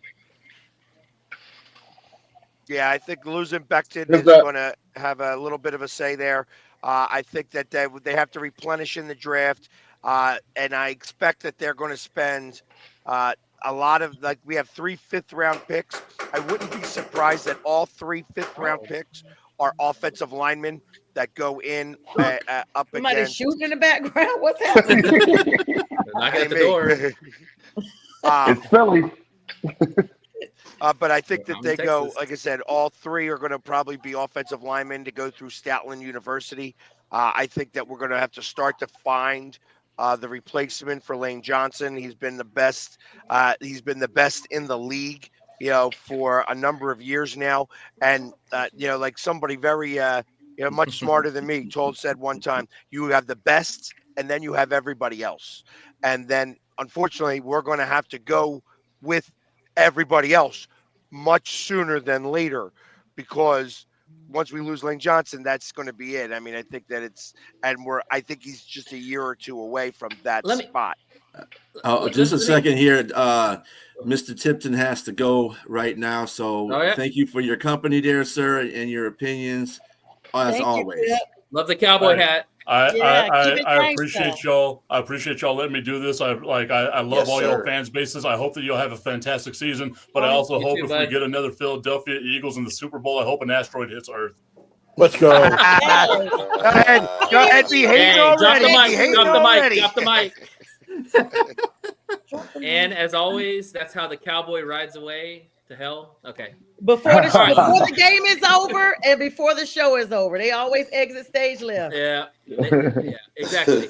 All right. So, Eagle fans, I'm kind of curious because y'all have not mentioned this, and I think this is could be a big problem, because if you look at the last year that y'all lost your offensive coordinator, you guys were not good. And you lost your offensive coordinator again. So, what are your thoughts on that? Because that's Jalen Hurts, like 4th or 5th offensive coordinator in his career so far? Technically is his 10th and 11th years. Jeez, You want to be technical. Sure. Yeah. Yeah, I think so that, I'm going to let you talk about this one. I think we're going to be better with this situation, but I mean, it still could haunt us because we did start off slow this season. I didn't see a Super Bowl coming this season. I'm gonna be honest with y'all. I was at that Atlanta game, and I was pissed at that Atlanta game. I ain't gonna lie to y'all. I was really pissed, and I swore we should have just won and ran the ball. But Kellen Moore wanted to keep passing the ball. Like, what the heck did we get Saquon for? Never mind. It's just that Atlanta game. I was really pissed off. I remember that rant. I remember that rant, Dennis. Thank you. It was too much for me, man. I was upset. So it was like it took Kellen Moore a little while to know to just hand the ball off to Saquon and everything else opens up. We just promoted our passing game coordinator, and hopefully he knows to hand the ball off to Saquon or AJ Dillon or Will Shipley, so everything else can open up. Hopefully he knows that as well. But you never know. You never know what may happen. I don't look at it as a big deal at all. I feel like that again, that this guy has been he's been as part of the organization for a couple of years. So when we lost Kellen Moore, which it seemed like Kellen Moore was always going to be the guy that was going to be taking over a job. I'm surprised he decided to take the Saints job because I think that that's such a train wreck. But as long as they give him 5 years, I think it's going to be better for him. But that being said, I feel like that they have now learned what works and what does not work. This was our second time in the Super Bowl in 3 years. And I feel like that the pieces are in place. And when you have a winning team, a team that knows how to get over the hump, they are able to get over the hump more frequently. I feel like that's part of what's could stop Detroit from being able to do it. Because like I said, I thought that Detroit, again, they said 22 guys losing 22 guys on that defense is hard to replace. It's just you can't. It's not. There's not something out of the coin machine that you can just go ahead and replace over and over again. That being said, I feel that because you guys still haven't done it yet and haven't been able to get over the hump, will you be able to get over the hump? And I think that that's going to be a big thing that come NFC Championship time. And come playoff time, that you guys have to have certain people that know how to win to be able to help everybody else figure out how to win. Well, I think we do. It's just the health. That's the main thing for us is health. If we're going to be healthy enough when we get to that championship game and battle y'all. Right. And that's going to be. I think, like I said, I felt like that's where it was supposed to be last year. I thought that we were going to have to go up to Detroit and win that game, and I feel like this year it's going to be the same thing, very similar. That we're going to either have to go to Detroit. Obviously, we get to play each other this year, so we're going to find out where this game's going to be somewhere in the middle of the season, probably on Monday Night Football. I hope it's on Monday Night Football. I hope it's a Monday night. I know that we play here, but I hope it's a Monday Night Football game and not a Thursday night game. I don't hope that. I don't want to be playing 5 to 6 weeks later in Philadelphia. I'd rather catch your asses when the first game, because that's basically when you guys are like. That's what I'm saying. First game, you get out the 6th, 7th game. Statement. Oh hell no, y'all got your feet on the ground then.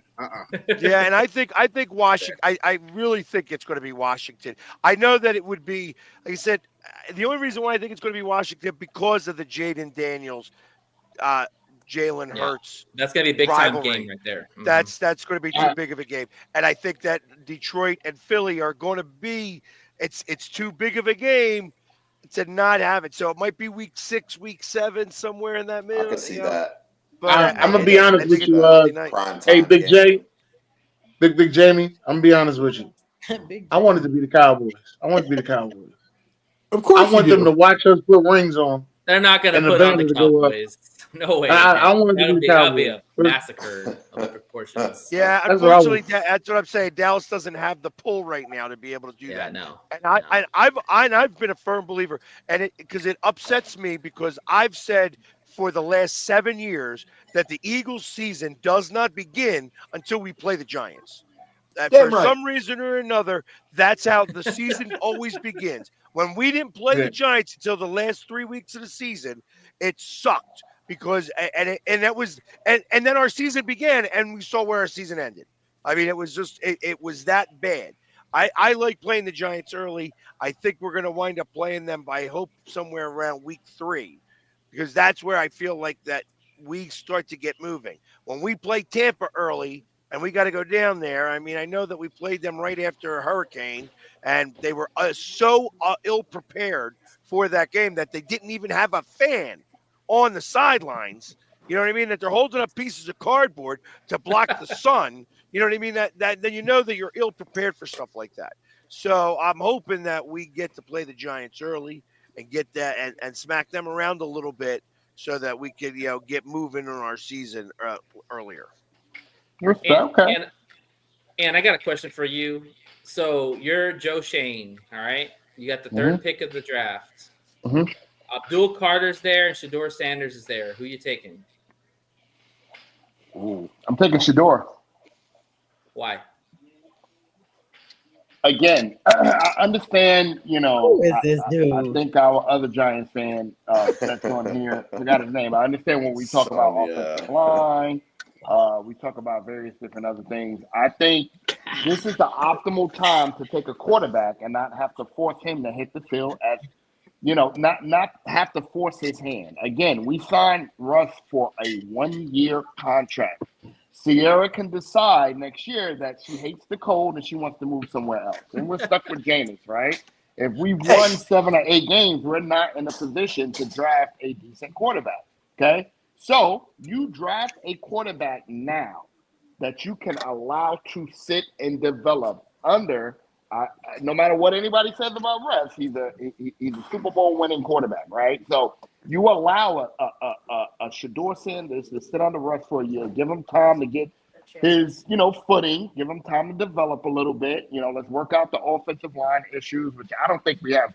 I don't think we have too big of issues at offensive line. I think it was the injury bug. To me personally, I think we need to get more depth on that offensive line. But what team doesn't need depth on the offensive line, right? If Shedeur is available, every team needs depth on the offensive line. Now, no matter what anybody says, we all need depth. So with that being said, you draft Shedeur if he is available. You allow him to sit and develop. And then you do it the right way. You don't have to force. You wouldn't have to force and hope that you end up with a CJ Stroud or a Jaden Daniels. Can I before we go a little bit further, I just want to introduce Day over here. He's a Lions fan, and he was under Brian Markham. So if you caught any bullets, that was who it's from. Oh, yeah, I'm the Cowboy hater. I'm the resident Cowboy hater. He hates the Cowboys. wow. He hates the Cowboy. Daniel, Cowboys worse than the teams in my own division. Daniel, do you want to add anything to what Ant said, or do you have a different opinion? Would you go Abdul Carter? If I had to absolutely choose between the two, I'm going to take Abdul Carter because you can never have enough pass rushers. While I do like Shedeur Sanders, I don't like him as much as Cam Ward. If Cam Ward was there at 3, 100% I'm taking him all day. I don't want the circus that's going to come with Shedeur, though. See, I think that whole thing is blown out of proportion. Yeah, it is.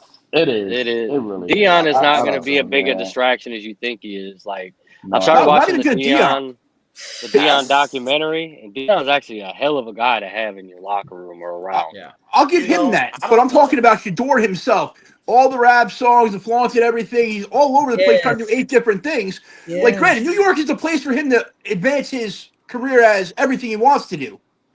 I just don't know if we have the infrastructure in place with the GM and the coach that's going to work for him, honestly. I don't know. You know something? I don't know if Shedeur Sanders would be a good fit for New York because think about the criticism he faced. What do you think the media in New York is going to do to him? They're going to kill that kid's confidence. Yeah. Anytime He needs to be brought down a bad, couple of notches. They're going to. He needs to be They're humble. going to annihilate that kid. I don't know if that'd be. But he's built for it. He's built for it. His dad has prepared him for that. I think we talk about Shedeur and we talk about a lot of kids that have.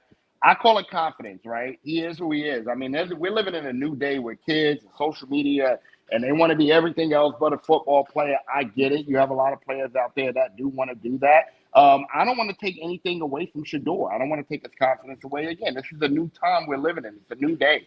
I think Shedeur needs to be Shedeur, and as long as he's performing on the field, I think he's been raised the right way. I think his dad is a no-nonsense type of guy. You're not going to see him in any trouble. You're not going to have him out here having 100 kids. If he wants to go around and he wants to show off his watch and do all this stuff, that's his gimmick. Let him do it. He must have put all he could into Shedeur because his son Shiloh is in bankruptcy right now with $12 million in debt. He's a kid, but I think Shiloh, he's a kid. I mean, he makes mistakes. And the one thing I like about what damn, Shiloh's 25. He's allowing Shiloh to go through that so that he can learn. All about, we all have family members that have went through things and have done not the right thing. So allow Shiloh to handle his own problems and teach him how to be a man. He's not going to be perfect. None of your kids going to be perfect. But I do want to see Shedeur, come to New York and shine. And I'm hopefully that's what we're able to do for him. Here's a hot take. I would take Jackson Dart over Shiloh or Shador. I think Not at Jackson Dart. three. I like Jackson Not Dart. not at 3. Not at 3 though. Yeah. But I would take him trade at down and like get some more picks. Yeah. I would take him at like if I was New Orleans, I would probably take Jackson Dart before I took Shador. I think Jackson Dart Shador is may go to honestly Pittsburgh QB1. anyway at 21. Yeah. I think Jackson's I QB1. think this draft is going to be a surprise to everybody in this Keep room. saying that. I'm waiting to I get think that money. so. B. I'm with you, That money. B. It could be. It could be. I don't need it. I don't need to take your money to tell you what I'm telling. You're not going to take my money. I'm taking your money. Hey, if you're handing out money, I'll take it. Because I ain't got no money on there. I'm telling you, y'all keep thinking about these quarterbacks going 1, 2, and these quarterbacks ain't that good. Yeah, They're just the best in this draft. That's This is it. a running back But draft. they need a quarterback. It's a running That's back the thing. draft. He's Well, the best people, quarterback. the one team that goes out on a limb and gets a quarterback, yeah, I guess. I But think I'll you're tell going you- to see like a lot of offensive and defensive linemen that are going to be like the best players from the draft, rather it being just skill positions and stuff like that. I don't know. I can really see it that way. I think that. I don't know about Go that ahead, one man. either, bro. Oh, finish it, Jay. Go ahead. I was going to say I keep hearing that you can get the same player at 15 as you can at 32. You know, so You can. they kind of compare You can. everybody being the same. I don't know if that's true, but you know, I think It's you're going top to see heavy. a lot It's of top offensive heavy, and defensive linemen that are going to be like the real deal for That's- this draft. That's Not why many I think that the receivers. Giants should take Will Campbell. Giants should take Mason Graham. Ooh. Giants should Man. take Mason Graham. With Mason, imagine this. You put Grayson, you put Mason Graham next to Dexter Lawrence with fucking Man, Kayvon, that'd be and that'd be At 3 nasty. I think we can get a defensive tackle out of the second round. I mean, I think we're Yeah. going to have some leftovers. I don't think we need to go deep. D tackles are pretty deep in this draft. Yeah, they're pretty I mean, deep. I wouldn't go that high on the deep tackle. No, they're not. That's They're why I not said deeper we than need to go defensive get ends. Will Defensive ends are Campbell. deep, and defensive tackles are the next. D lines are pretty just deep in general. Yeah, D line is deep. If you put Mason Graham next to Dexter Lawrence for the next 5-6 years, man, Yeah, but not that at would 3, Jay. easily. They but can not at trade 3. down and get you could get that Grant guy down the line. What about the See, my guy out thing of is, Oregon? I don't think he's gonna. You take if you take a Harmon? dual quad. Go ahead, my bad. Go ahead. No, go ahead. Go ahead, Ant. Go I ahead. was I just was- responding to Ant. Oh, I was what gonna say was he? Harmon. You're talking about Harmon out of Oregon. I don't think he's gonna be there second round, but it's gonna be somebody. The guy out of Kentucky, forgot his name. He'll be there. You know, second round. Deion Walker. Yeah, Walker. Yeah, Walker. Yeah. I think I another like him, reason. but he don't use his hands enough. Yeah. Yeah, as defensive tackle, you got to get them hands Gotta be going. able to You use gotta your I think smack I them, I'm you very gotta do upset that I anything. haven't had to do any disciplinary actions, and we're like 15 minutes before the top of the hour. Like no one. That's because we are we're very respectable here. Yeah. Right. I think This is the reason why I had to invite these players on here and everything like that, because I knew there wasn't going to be. I mean, there's going to be some up and downs. I understand. If I would have been here while the Cowboy guy was here, yeah, you probably would have had. you probably- And you ain't supposed to be the one attacking him because you're from the Lions. That's right. You're from the Oh NFC. no! Right. I gotta tell you guys one thing though. I gotta tell you all you guys one thing though. The NFC East showed out. The NFC North showed zero. They didn't even show up. They didn't show up. We were all just sitting here doing a show. Seriously. Bunch of pansy. Hey, question. So do y'all think y'all gonna win the NFC North, Detroit? Absolutely. I think the Lions are going to win the North. Is that a Reason being question? is because I think That the is Lions a question. I mean, the Bears have gotten better. The Bears have gotten better. They did take your offensive coordinator. They did take your offensive coordinator. They did. They did go and get some. You know, y'all took a major hit that I haven't seen taken in the coaching department. I mean, these are some questions here. We took a hit in the question in the coaching department, and you see what happened with us. I'm so Y'all glad took a you brought major that hit in up. the coaching department. I think what it is, I We think need you the gotta, in order for you to succeed with those coaches, you gotta have the players. I think the Lions have a bunch of good players that they can maintain. Now I don't think On they're gonna offense. be 15-2.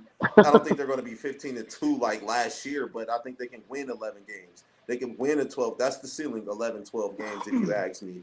Now, look at the Green Bay Packers.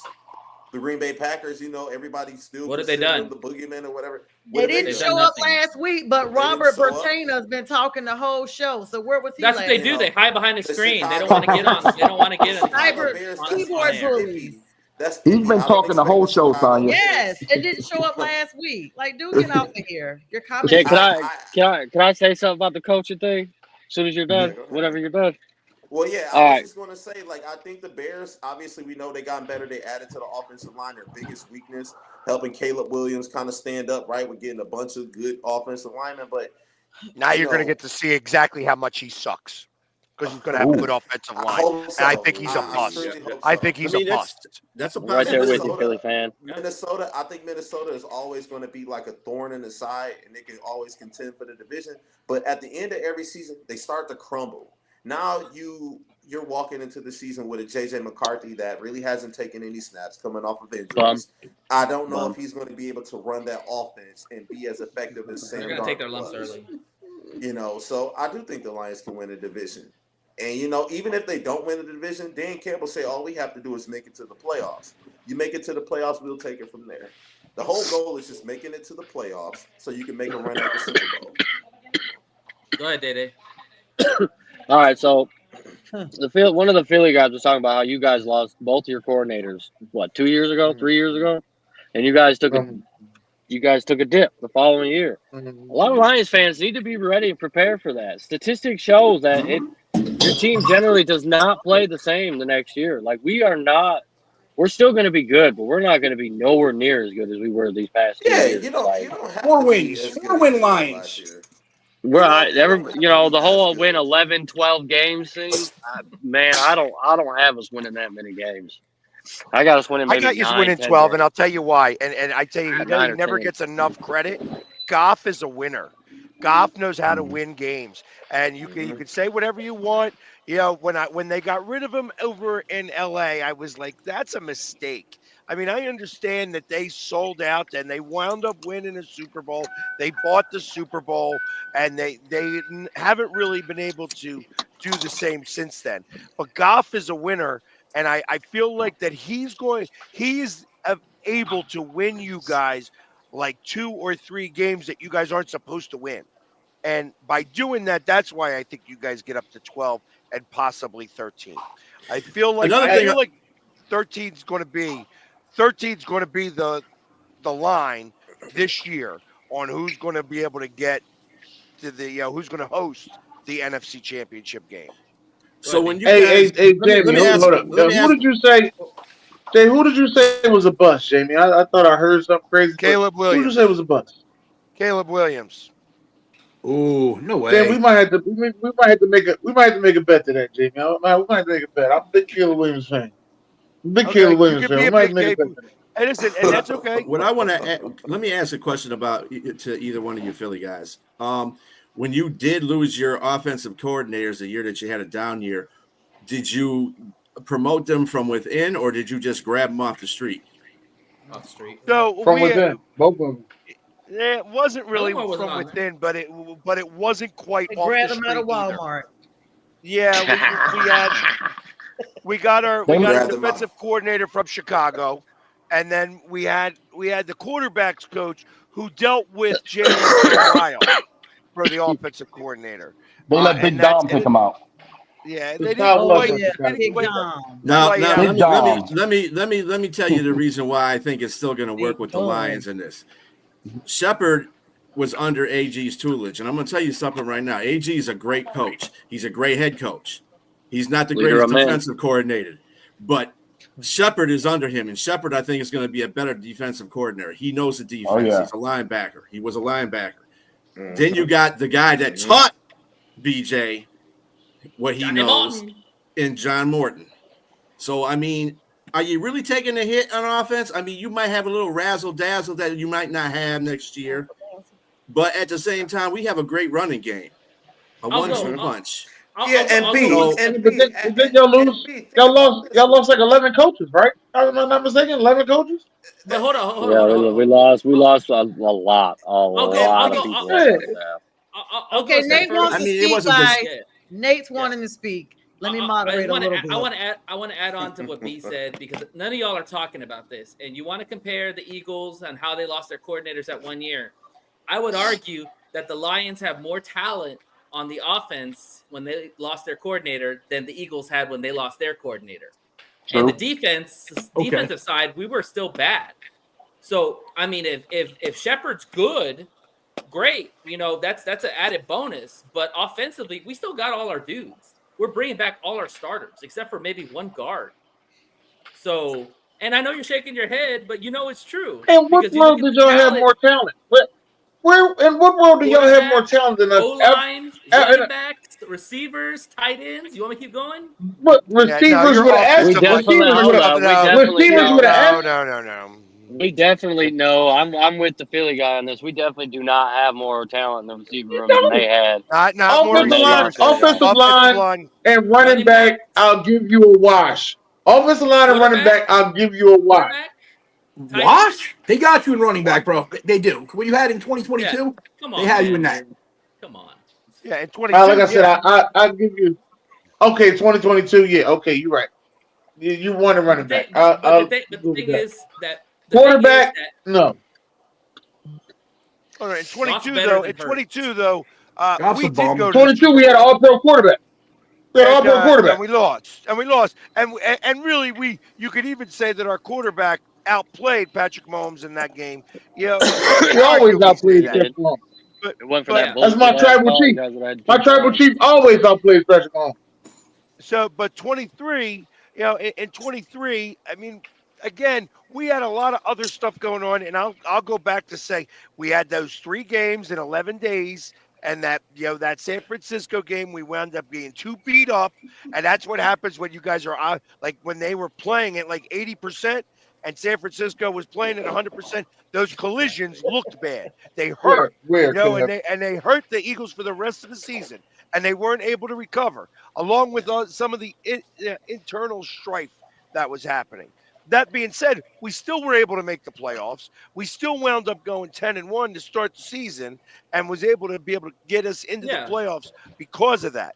That being said, I think that Detroit's got enough on their team to be able to get through, but the guy's going to have to learn how to become an offensive coordinator, and that's going to take a couple. He's already been one.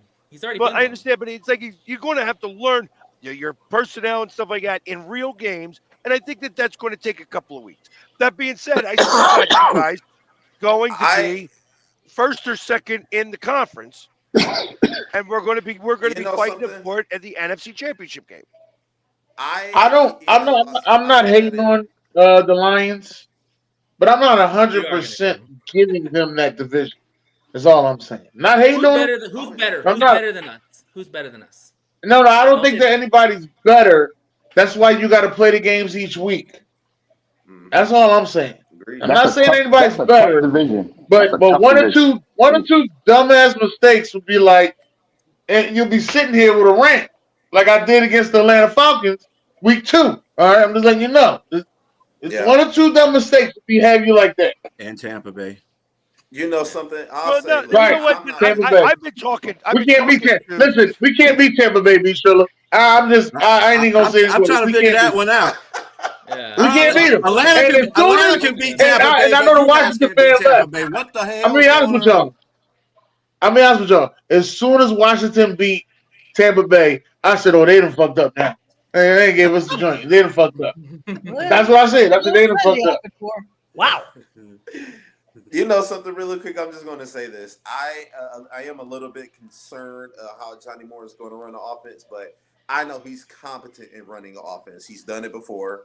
I think the only thing we'll be missing from this team would be the razzle-dazzle Ben Johnson brought, like the trick plays. That can go out the Johnny Moore isn't going to run as many trick plays. I'm with you, Nate. I don't care about that. You know, but that shit don't win they don't win in big games. Jameer Gibbs was still averaging 6 yards per carry. Montgomery was averaging about 5.5 yards per carry. Sonic and Knuckles, right? Gibbs brought the Lightning, and Montgomery brought the Thunder, and you knew that you can always lean on those two in crunch time. And when you have a team like that with the offensive line the Lions have, that's a recipe for success. Now, do I think they're going to go out and try to make big splash plays? I don't think they're going to do it as much as they did last year. but you're going to see a hell of a lot more runs. You know, where you're both Gibbs and Montgomery are going to be pushing 1,000-yard carry. I mean, you're bringing back 10 of the 11 starters. Like, you're expected the offense is going to be good. Mm-hmm. Like, I don't see all these guys just taking a dip and we just sucking in offense. Now, are we going to be a top 5 offense? Maybe not. Maybe we're top 10. That's okay. Because if the defense takes a tick up, then that's what we need. You know, we need complementary football. Is Halavului Vaitai still your tackle? No. Hell no. That dude's been gone. Big V. I don't know what they did with Big V. They got rid of Big V. If he made it all season last year, you know he's going to get hurt. Yeah, he wasn't even on the team. He wasn't even on the team last year. Yeah, he retired. Yeah, I don't think. I think he went to the Jets. I forgot. No, he retired. No, he retired. He retired. He broke his back or whatever, and then he retired. Yeah, you know, we're gonna start wrapping up, y'all. But we're gonna give kind of final takes for everybody. Sonia, you can also give your final take. So we'll start with the ladies first. I ain't never wrapped up a day in my life. What are we talking about? Shout out to the Panthers. Give my final take on what I was trying to voice search something. Go for it. Well, go for it. No, what am I giving my final take? That's what I'm saying. Whatever you want to give your final take. Final take. It's all yours, Sonia. First of all, I'm disappointed that I didn't get to discipline anybody, that I didn't get to warn nobody, nothing. It's just Sonia, it's Sunday. It's just Sunday. For the Leave it clicks alone. and likes, I guess. I'm just here for that. Let the Lord be king today. Yeah, I shared to can you guys hear me?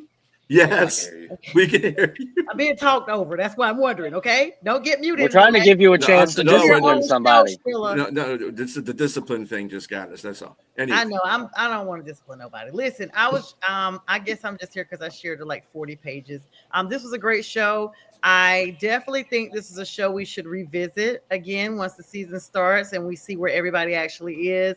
It's super easy to be non-judgmental and kind of evasive a little bit in the off season. And after you've suffered such a pummeling season like my particular team has. However, we've been to the Super Bowl twice and we're going again really soon within the next couple of years. So you heard it here first. And Dreamweaver. Yeah. Who's your team? The Panthers, sweetie. Oh Lord. Yeah, we've been to the Super Bowl though, so don't call. I like Lord. dreaming. Don't call him the Lord because we've been. Dreaming can make me fine. Okay. Kevin said it. I did. Hey, I tell you one thing though, Tony. Y'all got some cheap tickets, so I want to go to a game out there. Why they so cheap? So they about $9. No, sir. Listen here, Ignorant Thinker Podcast. I can tell how you got your name now.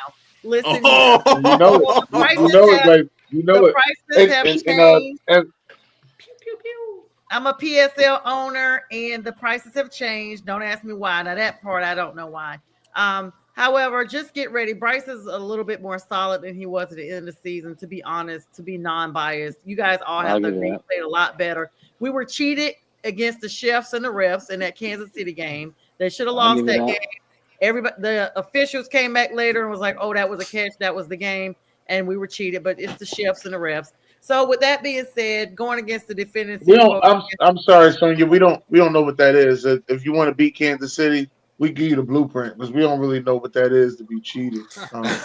Yeah, I mean, are you sure? I think James Bradbury might have something to say about that. Finish your point. I mean, you guys stole Saquon Barkley from the Giants, so you should be, should have won. And James Bradbury. I'm sorry, and we'll keep going. Stole. How you steal something that everybody had a chance to get? Yeah, we know. That's like somebody saying that chocolate cake out there. Out 95 South and went on over there to y'all's. The deal was already done before he even went on the Some people, hey, listen. Some people leave a bad relationship and end up in a better one. All right, that's just what happens in life. Everything can look good in the beginning. Everything can look good in the beginning. Then you look good. He got married. Look good. He got married. Yeah, but you can see that cycle that second season. We'll see. All right. You'll get your chance at the end. I will be here. That's right. I will be here. The ignorant thinker is here. I will be here. And his name is Saquon. His name is Saquon Barkley. Shayshawn Barkley. Shayshawn Barkley. No, but this was really right. a good show, honestly. Thanks, guys, for having me on. Thank you so I much. appreciate Philly, every single go person ahead. for coming on here. Sorry that I keep exiting in and out. Oh, you got to but bounce. thank you, Okay. everybody from the Philly Sports Guys. Sonia, as always, and Daniel, if he's still here, Ignorant Thinker Podcast. They really appreciate all you coming on here, interacting with everybody, and Thanks, Jay. giving us Yeah, we crap. know you had some stomach issues. We're so sorry. We hope you feel better. Damn. Wow. All right. Philly I'm guys. sorry, All his Jay. business out there. The floor Hey, is yours. Sonia. Go ahead. Oh, I'm Give sorry. your party points. Kitty. Go Lions. Yeah, always. Philly guy. Philly sports guy. So Derek I, Eaton. I kind of look forward to the season. I'm going to be up in Green Bay and at the draft. I'm going to see Shador and see Rub when it he in. goes. Rub it in. Thank and, you. Yeah, it's going to be there. Hey, listen, going up to Green Bay in April sucks. It sucks. Green Bay just sucks in general. I listen, and I have a lot of Detroit friends. I used to live in Warren, Michigan, so I've got a lot of Detroit friends. There's a lot of love for the Lions up there. They got a lot of super fans that I'm good friends with and stuff like that. All that being said, it's going to be fun to see where we play the NFC Championship game. Is it going to be in Detroit, where the ticket's going to be $8,000? $8,000. Come on, dreaming. Stop dreaming. The Panthers are going to still suck. Let her dream. Let her dream. Save this clip. Save this clip. So save. Sonya, I like Chuba Hubbard. Do whatever you got to do. Anyways, and like I said, I'm excited to see where we play this NFC Championship game, because I think it's going to be what we missed last year.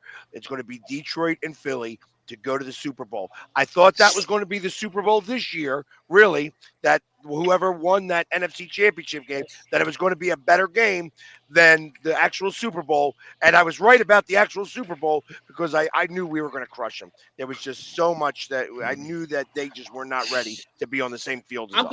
I'm glad we were doing this one time, because I can't. That's because you guys got all my dogs. Cockiness just killing me. Oh, you got the dogs though. Okay.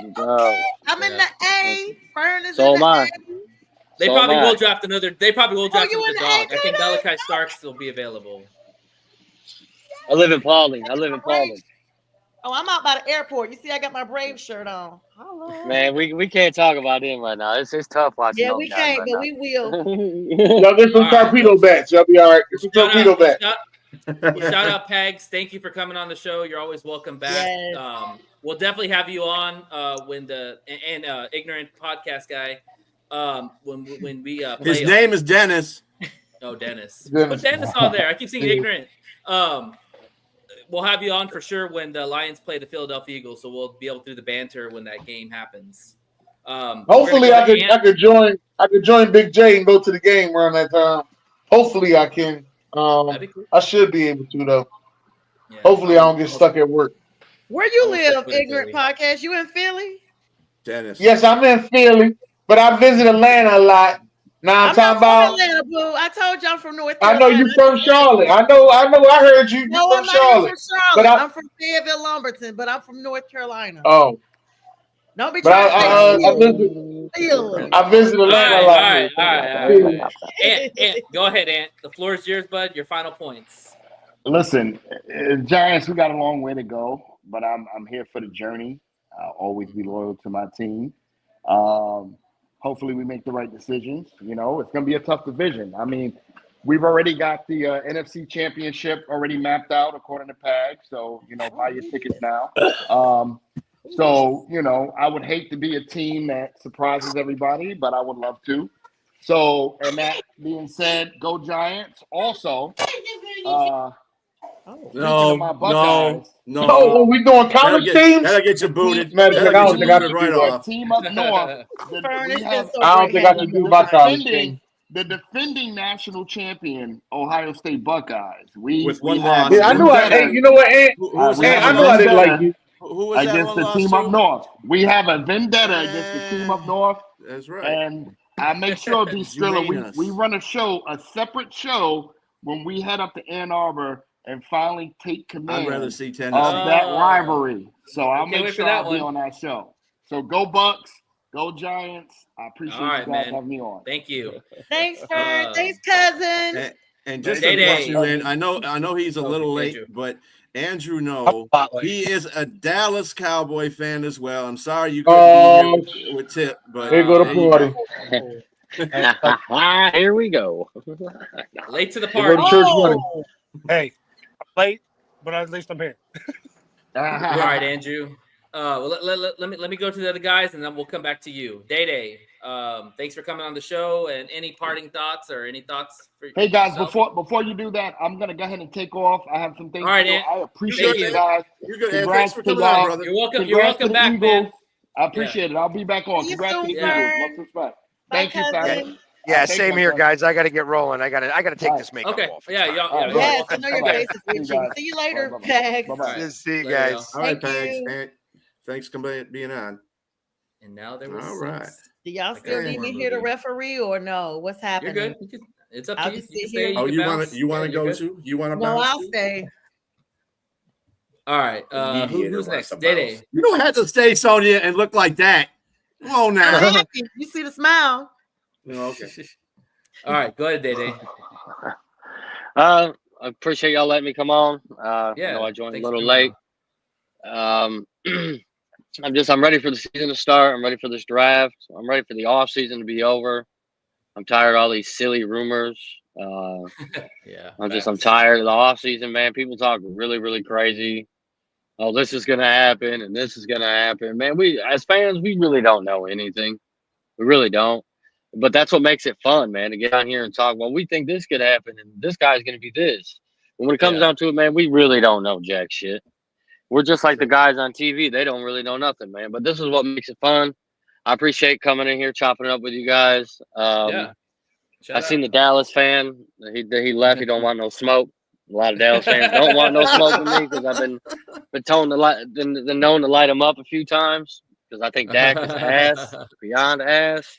I will And, say, I like how you ride around with There your he shirt in the is. back seat, ready for it to be put on, so you can come on a podcast. Oh no, I went inside first and came out. My kids is not playing video games, so I had to come out here where it's quiet. Look at that. Look at that. Be where I can see you, Kai. Look at And this. yeah. Like, Oh, come on, also, man. I want to plug my podcast real quick because I didn't put it in my title. But if you want to catch us on Monday, Tuesday, and Fridays, Detroit Fan Report. We talk all Detroit sports. Oh yeah, you. Shout out to Neil. Shout out to Neil. Shout out to my guy Bandit. We talk Red Wings, Tigers. I don't talk these teams because I don't like them. I talk strictly just Lions, Lions and Pistons. But yeah, come check us out, man. We're on YouTube. Just look up Detroit Fan Report. You're like Nate. Nate just likes the Lions. He don't like anything else. He's a Boston Red Sox fan. He's a Texas A&M fan. Oh yeah. I know. I'm all over the place. And one last thing, I gotta throw a shot at hockey. Skrilla. Fuck Michigan, bro. Damn. Oh, Fuck Michigan. shit. Off the mic. Thanks, Day Day. Appreciate it, Best team in man. the Thanks, Day Day. NCAA ever. I'll check All right, that. ignorant. They cheated. We'll not go there though. Whatever. Floor's yours. Yeah, Ain't nobody lost a job yet, so there you go. Because he ran to the NFL. That's all right. Michigan ain't lose shit after that, though, did they? No. Not yet. So y'all can just keep hoping and praying. It is Sunday. Go to church. All right. All right. If you're scared, Ignorant, then go ahead. Go ahead, ignorant. What's up, Chris? yeah. I want to thank y'all for letting me on, though. Yeah. This was very good. You're welcome. Y'all have a crazy fan base here, and I can see how this show goes a little bit nuts. Be Strilla again. That's all thanks for y'all, letting me man. on. That's all y'all. We're just here. We're Man, just here. anything, Dennis. Yeah, man. yeah. It's great to have you on, brother. Yes, and I love talking sports, and y'all sit out there, y'all wish for y'all teams, man. When you're on the mountaintop, it feels good up here. I just want to let y'all know that. All right, can't wait for y'all to get there one day. If we let y'all. That's what I was saying. Oh my We'd God. be there Cut if it him off. wasn't for Jared Goff. We'd be there if it wasn't for Jared Goff. Wow. Oh, it's not about us today. It's not about us. You just gotta go back And to some Sonya, I bad do like, shit, don't and Sonya, you, Dave? I do like your Panthers. Let me just say that. I do like your Panthers. you, I like Dennis. Trevor Hubbard. I like Bryce Young. I like Thank those guys. you, Dennis. Oh, I you're all right. like my Thank boy you. Leggett. I like And you Leggett a wanted to lot. leave, Sonya. Yeah, he got to stop eating raccoon though and riding horses. We got to get him together. Hey, don't hate on Dollar Bill now. Listen, he can't catch no balls because he's too busy frying up skunks and stuff. I can't do it. And I know where his hometown is. It's like an hour from my hometown. It's ridiculous that he's frying. It's like what, South Lafayette, South Carolina? No, it's Mullins, South Carolina. Mullins, that's right. Yeah. Lumberton is my home area, which is an hour north of there. So I know where he's from. I've been. I like his accent. A lot of people can't understand him, but me being down here in Atlanta, I can understand. You got to have me on the show. You know, I didn't even know I was gonna be on here today. I ain't saying it like that. You know what I'm saying? Hey, my boy Dollar Bill. Yeah. All right. Well, thank you, Ignorant. Thank you, Day. We appreciate both of y'all. Dennis. You're always welcome to come back on the show. And Yes, now I'll be we're tuning in. all right. Yeah, definitely. For sure. Like and subscribe for sure. We got Andrew here. I'm here. What's up, man? You missed a lot of the melee, brother. It's been a busy afternoon. So yeah, Sunday. Wife's done had me redoing the baby room and Congratulations, by the way. We've been to 14 different stores already. Congratulations. Congratulations on that beard too, man. You got the Gandalf beard going there. Okay, it's gonna be full for a Christmas. long time coming. I've been working on all you need. Oh, wait a minute. He said he ain't leaving. Day came back. My phone just was like, "No, you ain't talking shit about Dallas. You out of here." I said, I tried to go ahead and give him. I tried to give him the deuces. He came back. You're going to be taking some bullets here, Drew, because Day just can't stand the Cowboys. I mean, he can't stand the Cowboys. Real quick, Andrew. We'll let you start. I do have a question because I asked Mike Tipton. He's a Cowboys fan. The same thing. What do the Cowboys have to do to change the narrative right now of what's going on with their franchise outside of Jerry Jones offing himself? I was gonna say, Jerry Jones. Now he's offing himself. outside of Jerry, I think that their biggest problem is they haven't had the culture that they used to have, from head coaching to players. Back in the 90s, those guys were out there just dogs, and got a couple here and there that want to play, but for most, and I feel like it's that way around the NFL. Most players are there just for their money, but you get guys, the Lions, for example, Dan Campbell's got them boys. He can have them do anything. Yep. But that's just a culture that head coaches have to be able to instill in their players.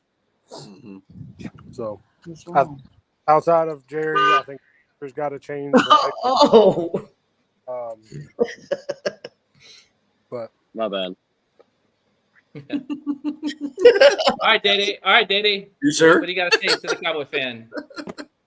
Your biggest problem is the guy under center, Dak. As long as you have that bum playing quarterback, you ain't never gonna win nothing. It don't matter if you had Brad Holmes as your GM. As long as you got Dak, you ain't winning nothing. That dude's a bum. Dak is not good. He's not I good. digress on that one. I don't. If they had Brad Holmes, they wouldn't have Dak. But this is true. They would have traded for a bag of peanuts. Dak is Kirk Cousins. He ain't even on the level of Kirk Cousins. Respect Dak Kirk is Cousins. whack. Respect Kirk Cousins. Cousins man. is buzzing. Cousins ain't no good either, but he's better than Dak. They play deep in the regular season, get to the playoffs, and they ain't neither one of them worth a shit. Yeah. So Are you paying Micah Parsons $40 million? Would I? I mean, I do would. you expect him to pay 40? I would, yes. But does that? I mean, you're not going to find a talent like him again for a while, and as a defense that needs him, but needs to focus on the secondary, I mean, yes, I would. That's the same as Pittsburgh letting TJ walk, or go somewhere else, But that's three players just tied up in your cap. Micah's a one-trick pony. Yep, just like the Cowboys, one-trick pony. No, they're just a trick. They ain't even a pony. They're just a trick. Wow. I give you that. If you want to neutralize Micah, just run at him. Run at him all day. You seen Detroit? Detroit did it. Or put him in coverage. Green Bay did it. Green Bay did. Wait, Micah didn't play when. I don't think Micah played when we played Dallas this year. Actually, no, Micah. I don't think Micah played. Actually, if I remember right, I think he was out. But no, I wouldn't. That is the context to me. That's the context. If you run at him, he's not going to make. Especially in big games, it looks like every time they have playoff games, that's what the opposite team does. They just run at him. Yeah, he's not worth the same amount of money as like a Myles Garrett, because Myles Garrett can do both. He rushes and he plays So can Aiden. very well. So can Aiden. Yeah. Andrew, talk about losing Dexter Lawrence, because I think that's a move that nobody really has talked about all off season. You know, he was pretty good for y'all for a while. I understand injuries kind of caught up with him, but what's y'all's plan to replace Dexter Lawrence? DeMarcus Lawrence? I'm sorry. Yeah, I'm thinking of Dexter. I'm thinking of the Giants. DeMarcus Lawrence, correct? Yeah, sorry. Yeah, me confused too. I'm like, huh? I was like, wait. Yeah, well, that'd be cool if you had Dexter Lawrence. Get it out. As much as losing him was kind of a shock to me, I figured that he'd be there for a while. Oh, did we lose him? No, Does he kill Dallas's D-line not having him? Mm-hmm. I think he's replaceable, as most players are replaceable. I don't know what the plan is. It doesn't sound like they're drafting someone of that talent. I mean, hell, the only kid you've got is the kid from Penn State. But, with that high level of talent, Dallas isn't going to trade up for that. Oh, Abdul Carter, yeah. So Robbie said he'll take Dak if Dallas don't want him. I'm saying basically right now, Robbie, your team will take a $2 whore that can throw. That's what you should take. Not named A-Rod. I actually have seen a trade scenario where they traded Dak to the Steelers for TJ Watt. Oh my God, that ain't happening. Dak has a no trade clause. Pittsburgh would be so dumb for that. So dumb. Yeah, they would. Yeah, that would be a terrible move for them. But I both believe teams got to pay a lot of money. Those guys. For them. Well, TJ Watt's a better investment. He is. Yeah, I'd pay. But Micah Parsons, TJ Watt on different sides, that'd be crazy. Just saying. No quarterback. You got Joe Milton. How you feel about Joe Milton? I have not watched too much of his college film, or I didn't really pay attention to him last year in New England. A couple guys that I've talked to, a couple other people that I know, he looks like he's got a strong arm. I think that realistically Dak could play around and end up sitting behind him, from the sounds of it. But we'll see what happens. I think it's definitely sounds like he could be a better backup than Cooper Rush was. Oh yeah, for sure. More talent too. And he's still young, which is good. Gives him a chance to get away from Dak or eventually get away from Dak. Data, you have anything you want to ask him or question him on? What are you doing at the running back position? Because you ain't got one. That's a good question. Shit. I'm hoping they steal Scatterbo. That's that who would I be not a want bad for move. Panthers. I would like that move. But he's gonna go like fourth round. Honestly, if I was Dallas, I would take Omari and Hampton in the first round. He's my number one running back. I got him over Ashton Genty because he does everything. I think he'd be a good fit in Dallas. A lot of the draft, like the mock drafts, have him taking a tackle or taking the wide receiver from Texas. Golden. Yeah, I've seen that a lot too. Yeah, because you don't have anybody opposite of CD. It's CD and friends, ain't it? Oh, you got Turpin. Well, at least you got CD. They don't have a running back. You got Turpin, but Turpin's not really he's a decent 3, but he's not a 2. Yeah, I think the Cowboys have gone away from running the football. I mean, when Zeke was there, they were one of the most dominant running football teams. They had the great line behind them too, and they've added pieces on that line. Like Guyton last year showed flashes. Tyron Smith is it looks like a good player. I like the idea of getting Hampton. Hampton is similar to what we have in Gibbs, a very explosive guy that's big. You also got Javonte Williams. Yeah, you also got Javonte Williams out of Denver, which I think is a very underrated running back. Injuries have kind of hurt him, but he's got power and he's got some wiggle to him. I had him on fantasy a couple of times, and he would do pretty well for me in certain situations. So, but I think Amarian and Javonte, and then you got Deuce. The Deuce is loose. Deuce Vaughn's still there too. Yeah. Deuce. I'm not. My 6-year-old son is taller than Deuce. I'm not sold on Deuce.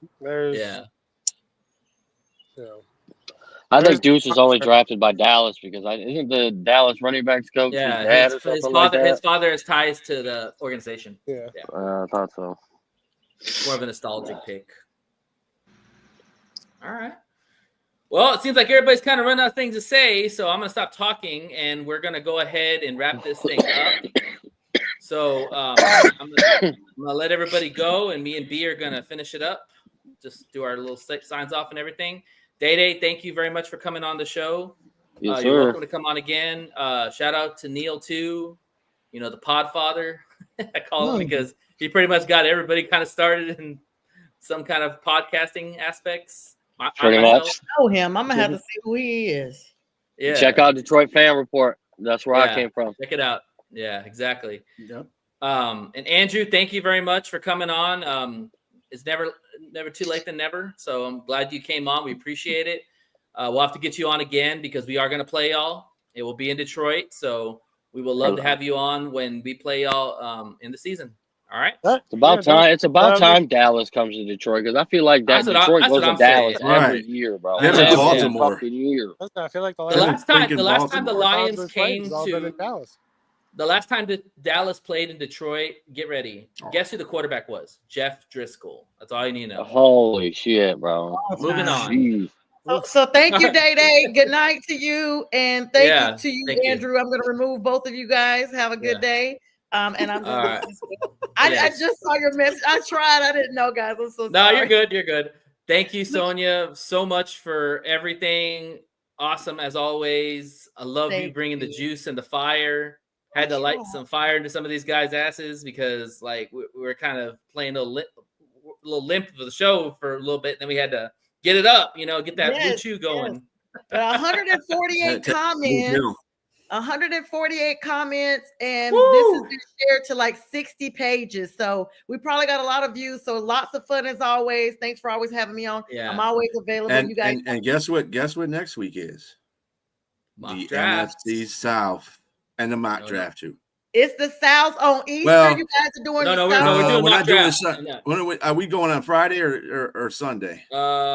We're gonna do Friday because you said Friday would be better. Friday would be better. You guys are gonna do Friday we'll do the mock draft Friday, and then the following Sunday we'll do the NFC South. Exactly. We want to give as much platform like we did today. Like, so we want the mock draft and having that on the same thing was gonna be crazy. It'll be like a 4 or 5 hour show.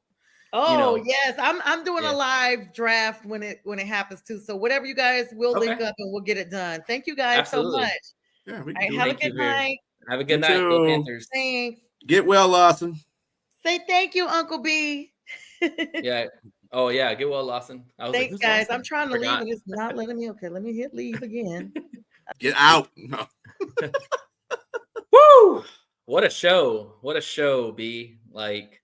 Oh, we're gonna be doing that. Don't worry about that. We're gonna have that going on. Yeah. Oh yeah. Well, we got a bunch. We got a bunch lined up for the summer. Man. That was a show right there. Like, shout out to everybody, all the people that commented, all the people that were in the show. Thank you very much. It means a lot, especially with some of y'all kind of plugging what y'all got going on behind the scenes, and the fact that you took time to come on our show. Thank you very much. It means a lot, especially on a Sunday.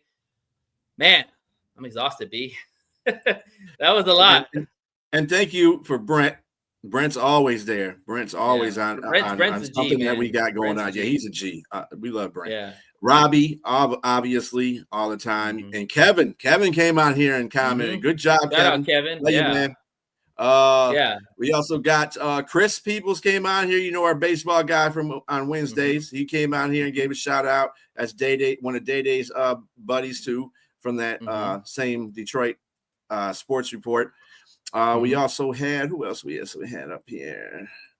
And Brian Day, he came on here, but he was on here, and also, as much as I don't want to say this, Robert.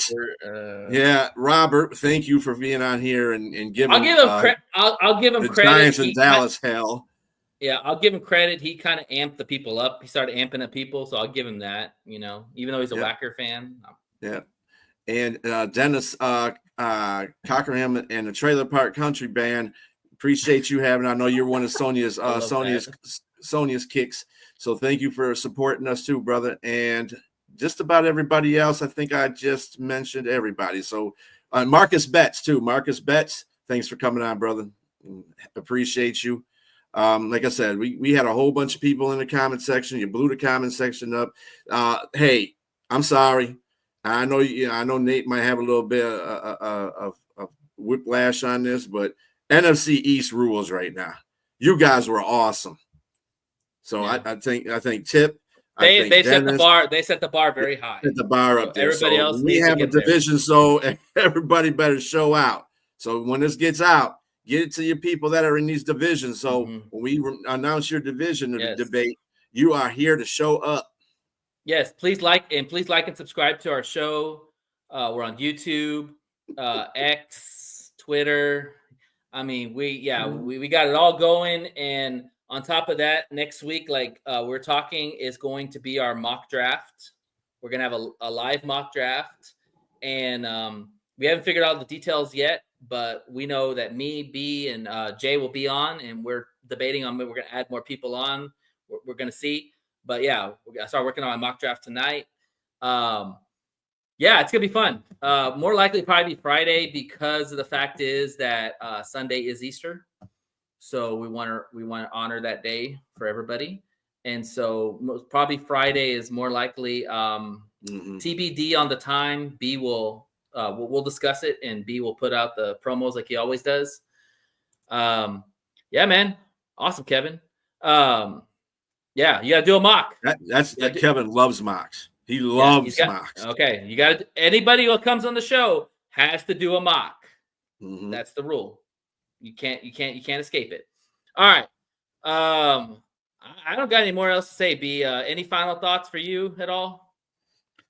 I mean, this is a great debate.